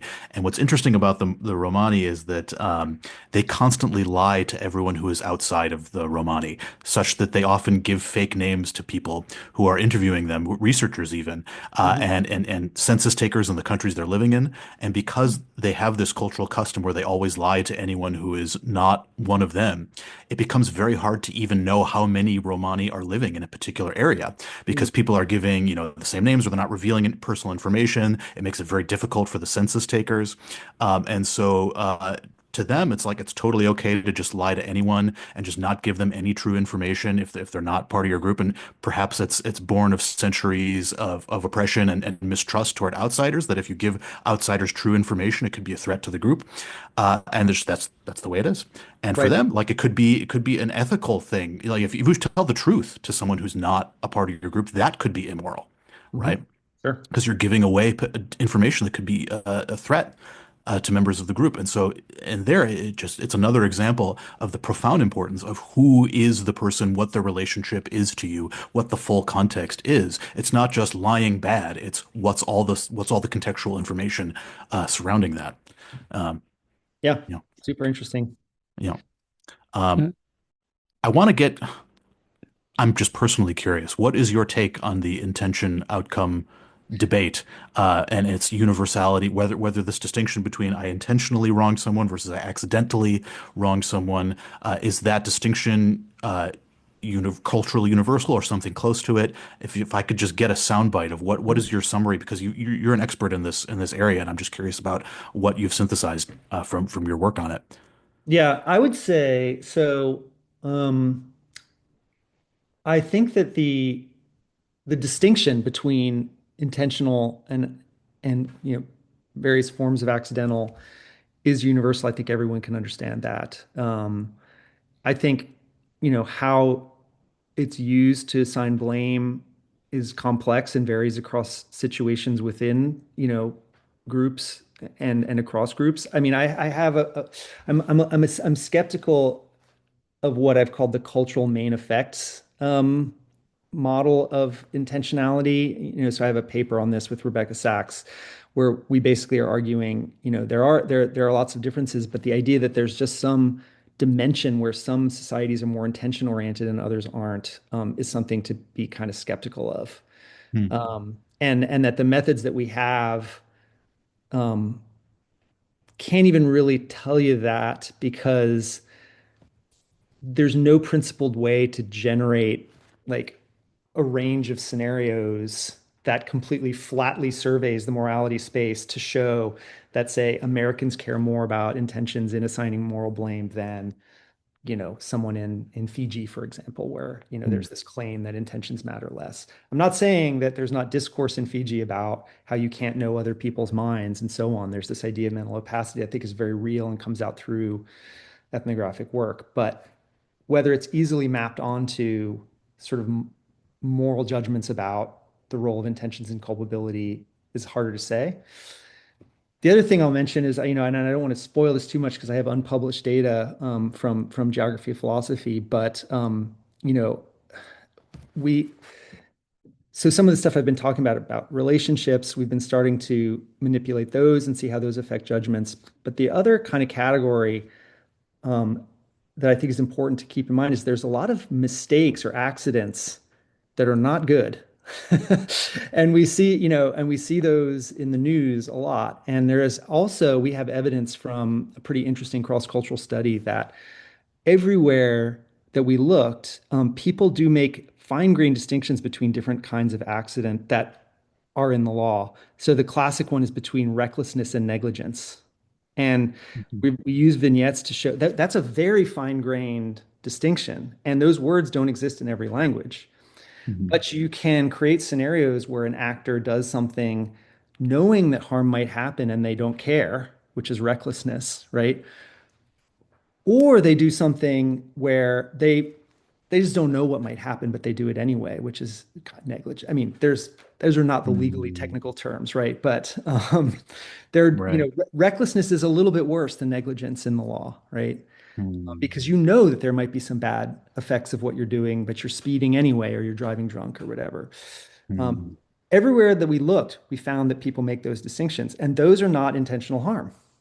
So, Hmm. and the reason that that matters is that um, if you think so, there's some kind of views of the sort of society, that societies that don't pay attention to intentions are just outcome oriented, and that they're kind of mind blind in their moral judgment. I mean, this study shows that they're not actually, even for cases of accidental harm, you're calculating, or you can be calculating what the other person knew. And this is a huge domain of morality, I think is important that overlaps with epistemology. There's virtues and vices associated with knowledge, Yeah. right? And I mean, a theme that you see across cultures is if you're taking action, and the lying about the future thing has something to do with this too. If you're taking action um, that has some kind of moral or ethical significance, your state of knowledge matters. And there's many cases where I think it's almost universal. People would say you shouldn't do that if you don't know certain things, Hmm. right? And Yeah. so having the relevant knowledge is actually a prerequisite to acting as a ethically virtuous individual, right? I mean, and we would agree, nobody should agree to do brain surgery unless unless you know what you're doing. I mean, the Yeah. excuse, well, I'm sorry I messed up your frontal lobe. It was a mistake, doesn't really work well if you're not a trained surgeon, right? Yeah. Yeah. Yeah. Don't blow up the building if you don't know if somebody's in it. Yeah. Yeah. So that's a long-winded way of saying, yes, I think not only do intentions matter, but that actually people make really fine-grained distinctions about the reasons for action. And we do know that there are domains, and this is also true in Western law, where there are things like strict liability domains where you basically are going to have to pay a penalty regardless of what you did or didn't know. Mhm. I think those are special cases, and they exist in all cultures, but it makes sense to have those in certain kinds of situations where um, it's just like a deterrent. Yeah. It's like basically. Um, but I think again that and Rebecca and I argue this in that paper about mind-blind morality, that doesn't mean that people aren't making more fine-grained moral judgments underneath that. They can be like, yes, you have to pay this fine or you have to go to jail for this period of time because you did it. But they still may be, if they know details of the situation, they still may be like, man, it's really unfortunate that we had to send so and so to jail, or it's really unfortunate that he had to pay this money. But that's the way it is because we have that rule, and it's there for some kind of reason. Mm. So Yeah. that's how I would sort of see the landscape. Yeah, so it's not this idea that certain cultures, the mental states don't matter in moral cognition. That's actually couldn't be further from the truth because when you actually look into it, it seems like mental states matter so much that they're, teasing them apart with a scalpel. That they're Right. they're zooming in on these really nuanced distinctions about Yeah. mental states in terms of Yes. their moral evaluations. I wonder if the cultural variation that we do see is a byproduct of variation in trust and who the agent committing the act is. Or so there's some interesting modeling work by Julien Lapenie, and he argues that these kind of rigid, all or nothing moral systems where there are no excuses, your mental states don't matter, that these tend to evolve naturally in low trust settings, where Mm, sometimes the only information you get about another person's mental states depends on testimony. And if you don't trust that testimony, and people yeah. are constantly trying to make excuses and wiggle out of, paying the price for their transgressions, then you get these kind of rigid rules where there are no excuses. If the outcome is this, then you're punished, and we just can't let all this wiggle room enter into this because we don't trust the excuses that people are going to make. And in those kinds of settings, you get more rigid moral rules. So it may be that when you don't trust the sources of information that reveal mental states, then you get this kind of seeming ignorant or seeming downplaying of the importance of mental states just because the information about them is less reliable and less trustworthy. It's not that the intentions don't matter or that they don't factor into morality. It's that we're actually very sensitive about the reliability of the information sources that are telling us about mental states. I Yeah. don't know, do you think that's a plausible way of understanding this? I do. I mean, it also fits with the literature on mental opacity, for example, in the Pacific, in places like New Guinea and Fiji and places like this, it's a kind of explicitly held value, or it's Mm. something that's taught by parents to kids where they say, well, you can't really trust what people say. Yeah, And so, just because somebody tells you that this is what they think or know or do, or why they did something, you can't really trust it, which is pretty reasonable advice. yeah, Um, and as we know, mental opacity is actually the norm. I mean, you can't actually see into somebody else's mind. So all yeah, those kinds of beliefs are sensible. That it would correlate with trust, yeah, makes sense. I mean, I would want to know, yeah, a little bit more about like why there are some societies that are high trust or low trust. yeah, for sure. But I think that also in the case of the mental opacity things, with testimony, I mean, there is some of the anthropology literature does say that it's these sort of values about not they're oriented towards testimony cases, like you're saying, like you can't trust what people say. But obviously we have many other ways to make Yeah, inferences about people's thoughts. And so yeah, one of the things that would be useful in some of those places would be to have you know to look at how at people's just person perception, whether that makes a difference when they judge, whether something somebody did was bad or good or on purpose or not. Um, because yeah, sometimes you can just tell from other cues for besides what sure. somebody's saying. Yeah, I like Yeah, that example, David. But also, I mean, I also think that there's probably lots of things. Because, like, for example, if you're in a community with people and you're constantly interacting with them, like, let's say I'm in a hunting relationship with somebody and somebody doesn't mean to be loud in the forest, but they're scaring all the game away, if we're just passing on the street for 5 seconds in a modern large scale society and they just happen to be loud, and I'm like, well, they didn't mean to be. I'll forgive them. But I'm stuck with this guy. He's loud. And every time I go out with him, he's scaring away all the food from me and my family.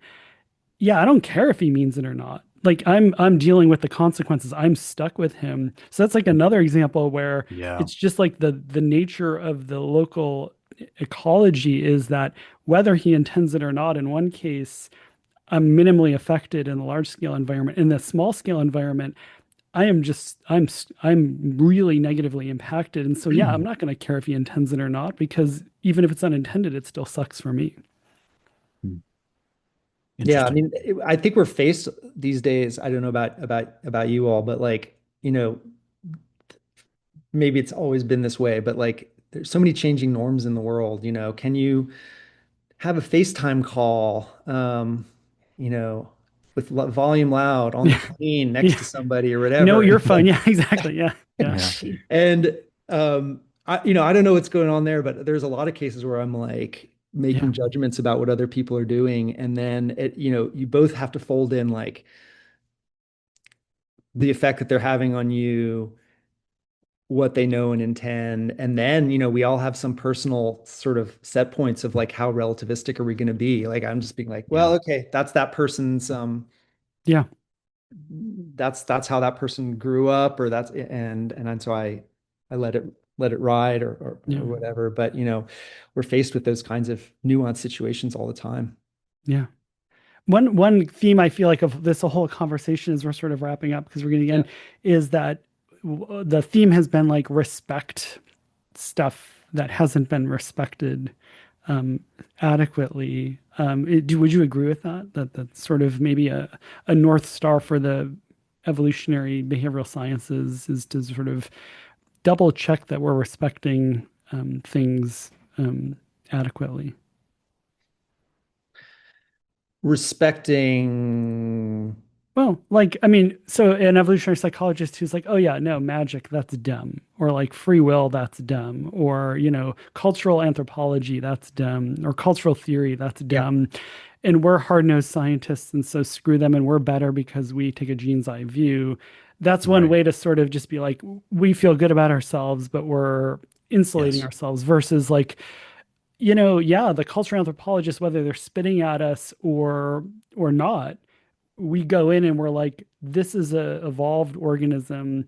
There's going to be some sense in which what they're saying is deeply insightful if we'll just shut up and listen to it. And that's a different way to approach the Yeah. sociology of science, sort of. Yeah. I think that's right. Yeah, I definitely think that it's important to take seriously when people, whether they're other theorists or other people that we're interacting with as research collaborators or interlocutors or participants in our studies, and when there's things that people take seriously, we should take them seriously as well. And there's various ways, of dealing with that, or theorizing it or thinking about it. Um, but so, and people kick around this idea of humility, scientific humility. I mean, I do think that that's an important um, trait, but it's also kind of, I guess I would make, I mean, humility in some ways you could say, well, it's just like, I don't know, maybe I don't know, and that's fine. But I think we can go beyond that to be more, I would call for reflexivity. Like, look at what you're doing, look at, um, take seriously different possibilities. I mean, for example, I think a lot of evolutionary science is essentially confirmatory. I mean, people think of an idea and they're like, I'm going to demonstrate the plausibility of this idea, which I think we can all agree that's a good first step, right? Um, but you got to go past that at a certain point. And when you look at the amount of stuff that's out there, like genuine hypothesis testing is actually kind of rare, I think. Putting one's own ideas in jeopardy or putting it up against a plausible alternative. So that's the kind of thing where I think respect for other possibilities is something we should have. I mean, I just to take one example, the ideas that Tubi and Cosmides, my own PhD advisors, you know, in the adapted mind in 1992, they coined this idea of the standard social science model, which is basically kind of a blank slate view of the mind. And I think that that's an, I mean, I understand why they did that. And I think that was an important move. I think that it has caused some damage, however, because by being able to put everything that's an alternative to your theory, whatever it might be as an evolutionary scientist, into that folder, it means that no other kinds of theories are ever given a fair shake, or it's just very rare for people to give other kinds of theories a fair shake when testing an evolutionary hypothesis. And so, I think that's something where we could do better. I also think um, that the promise of adaptationism hasn't really been as fulfilled as we might have wanted it to be. That one of the things that I was taught, and you were both taught as being part of the community of evolutionary psychologists, is that the standards of evidence for adaptations, should be high. The bar should be high. Mm. And when you actually look, I mean, I don't want to harsh on our own field too much, but I mean, if you look out there, I feel like the bar is not high in a lot of the studies that are out there for really confirming that we've discovered a biologically evolved adaptation in the mind. Um, there's not as many cases that seem satisfying as you might think, and there's a lot of cases where people say that they've discovered an adaptation, but the evidence that they have is pretty thin. So, I mean, that would be another case where I think whatever the word is, humility, respect for other alternatives, but also just active reflexivity of trying to do better, I think would help us a lot. Um, Yeah, cool. and Yeah, there's realize a the promise of evolutionary psychology. yeah, Tom Scott Phillips has a paper about I think it won the Don Simon's award was about arguing that something wasn't an adaptation that people had been talking about was, and he sort of brought up this idea that adaptation is an onerous concept, as George Williams put it, that Right. we should reserve it. Yeah, I mean, I do want to appreciate, and David and I do this, and Clark, you do too, that like you have to speculate about adaptations to look Yeah. for evidence to test whether there is one. But Yep. that's a separate enterprise than assuming away that it is an adaptation and not being rigorous even down the road. That those are two different things. Speculating or proposing one versus testing it or assuming it. These are different Hmm. phases of science, and I think we kind of smush them together. Yeah, that's right. And there's a bunch of kinds of things that we have. I mean, two of the major kinds of evidence that you see in evolutionary science papers are, correlations. So something, how you answer on some scale is correlated with how you behave in some other context, because adaptation is often the explanation that's given, which could be, but right? I mean, there's all kinds of reasons that you need to push harder than that. And, the other kind of thing is kind of universal patterns, which are of course really useful to Yep. know but I mean, if 80% of people answer a question the same way around the world, it's a long way from that to adaptation. Um, Obviously you need to have it coupled with a good theory and all that stuff, but and that matters. But the standards of evidence also, often there's a big gap between um, the evidence and the claim that there's an adaptation underlying the universality. And I just say that because I think, this is something that this is the kind of gold standard of our field. Like you're mentioning George Williams, right? I mean, to discover a correlation is great. That could be a fact. That how you answer on a scale is correlated with how close you stand to people in public or something like that. But to go that, to say that there's an evolved adaptation that's responsible for it in a particular mechanistic way is a whole other layer that often we don't go far enough to showing that or to ruling out other alternatives. Yeah, Yeah. agreed. Yeah. Agreed indeed. All All right. right. Well, we anything we should ask you, Clark, as we wind down here? No, I mean, I think, did you guys have any other topics you wanted to cover? Probably a lot, including how does a Yeah. double-jawed fish chew its food, but maybe that's Mm. for a I would different. love to have a whole episode about cichlids and their double jaws. Yeah, yeah, yeah, yeah, Fisher. Fish are weird. Fish are Indeed. cool. They are. Yeah. Yeah. Well, Clark, but anyway, yeah. So yeah, we'll definitely have you back on. But I really want to say thank you for being on, but also being being in this field. There are so many people that I talk to outside of evolutionary psychology are like, oh, I hate evolutionary psychologists, except for Clark Barrett. Um, and he's okay. And actually, I mean, I think that's gotten less and less, but in part because also heard many evolutionary scientists, as I've grown up in this field, also being like, I'm going to do the Clark way and just be nice. Like you win more flies with honey. And so I think you've sort of made the evolutionary social sciences a kinder, more welcoming place. And I think that, as you say, only helps in the sense of getting more people doing it. Because ultimately, that's the point, right? Is like as David and I have said, and that everyone has said, the goal of all this is to make evolutionary psychology disappear because it's just part of the water that all the scientific fish, to bring it back, fish swim in, and we can do that by just being nice about it. hmm No, I appreciate that. Thank you. I mean, I think that, also a another way to think about that, in addition to just being nice, which I think is a virtue, is that, a lot of things that evolutionary psychologists think of as sort of zero-sum games or trade-offs really are not. And Mhm. so, you know, as I said, this kind of conflict that's happened between evolutionary science and other branches of science like certain kinds of anthropology and so on. Um, Sometimes both sides of that see it as that there's a conflict there, but my experience is that that's not true, or it doesn't need to be true. Yeah. Uh, and um, you can have an evolutionary science that takes cultural phenomena and human diversity incredibly seriously, and everyone kind of should agree that it should in order to be a proper evolutionary science.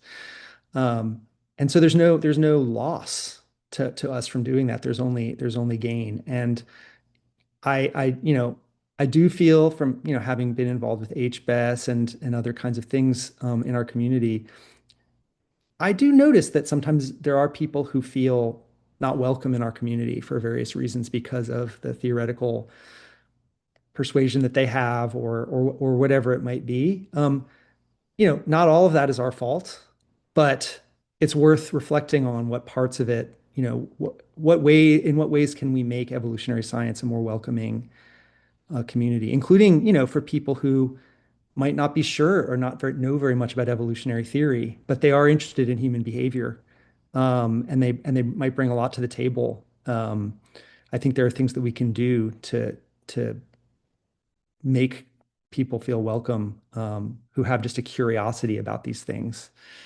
And so part of that involves being nice, and part of that also involves, as you said before, kind of respect for people, Yeah.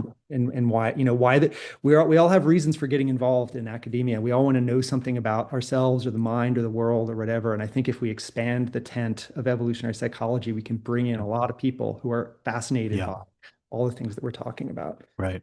To view the modus operandi of our discipline not as a conquering mindset where we're right and they're wrong and we're going to conquer them and bend them to our will, but more of an absorbing mindset where, we're taking the insights that they have and absorbing it and into our framework, and welcoming people. Um, Yeah, I think is a better way to think of it. Yeah, Yeah. and I think being nice, like I want to really be clear, like nice is not like wishy-washy, like, oh, right. there's some crappy theory and we're like, well, maybe that's right too. It's actually the opposite of that, which is sort of to say that crappy theory, here's the smart translation of that. So it's Yeah. actually more rigorous to absorb than to just sort Yes. of do the mediocre thing of like, well, that's a crap theory, I'm going to ignore it. You're like, okay, what is the sense that that makes? Yeah. How is it Yeah. right is a Yeah. harder question than saying it's not right.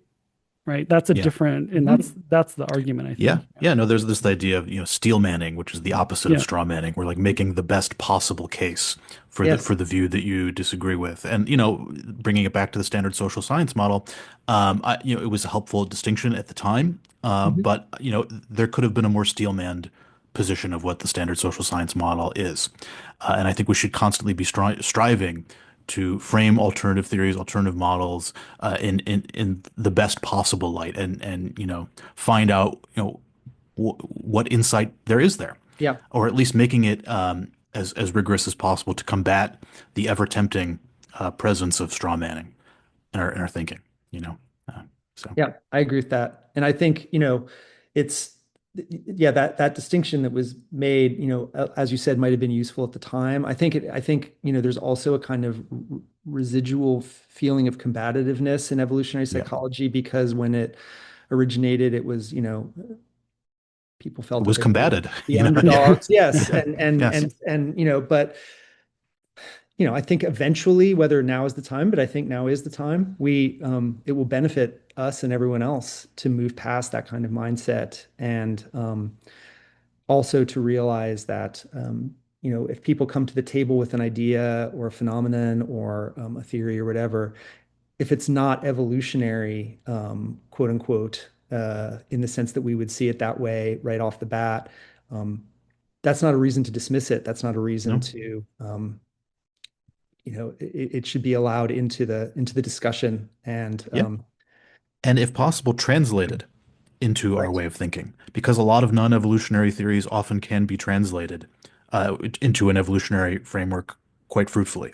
Yeah. The theoretician who developed the idea might not have been thinking about evolution, but you can integrate it with existing ideas and buttress it with existing ideas that can often be very, very helpful. Um, Yep. yeah, Absolutely. yeah. So We should have called it the podcast. May- maybe that'll be our last episode in 30 years. We'll change the name to the podcast, and our work will be done. There you go. Exactly. Yeah. Yes. Well, Clark, this is great. Thank you so much. I'm sure we'll have you on again. And Thanks. yeah, Thanks for the conversation. And thank you both for doing this podcast. I've been listening to some of them and I've been really enjoying them. And it's a great format for kind of extended discussions and hearing things from colleagues as well as, new voices that I haven't heard before in this space. And I know it's some work for you guys to do as well. So I appreciate that. yeah, awesome. Thanks, Yeah, thanks so much. Yeah, and it's awesome to just get a chance to talk to you. Like, yeah, I see yeah. you a bunch, but I rarely get a chance to talk to you this in depth. So it's a treat for both David and I assume David for you too. But Yes, absolutely. all right, guys, thanks so much. Okay. Clark, have a good one. Yep. Thanks. Okay. Take care. Well, you're still listening, which means you like what you're hearing. So what can you do to support us, Dave? You can go out and buy Clark Barrett's Shape of Thought book. Wonderful book, one of my favorites. Yeah, Uh, but banger. banger. What else? What else can people do who are listening? We maybe we should have an evolutionary psychology the podcast book. Oh, that would be interesting. Maybe like transcripts of our some of our best interviews. Yeah, maybe we can have a coffee table book of some kind. Maybe just pictures of us just talking to people. Yeah, I don't know. I don't know. I haven't really thought too much about it. Obviously, it's very apparent, but we can workshop that. Let's circle back to that, as they say in bureaucratic ease.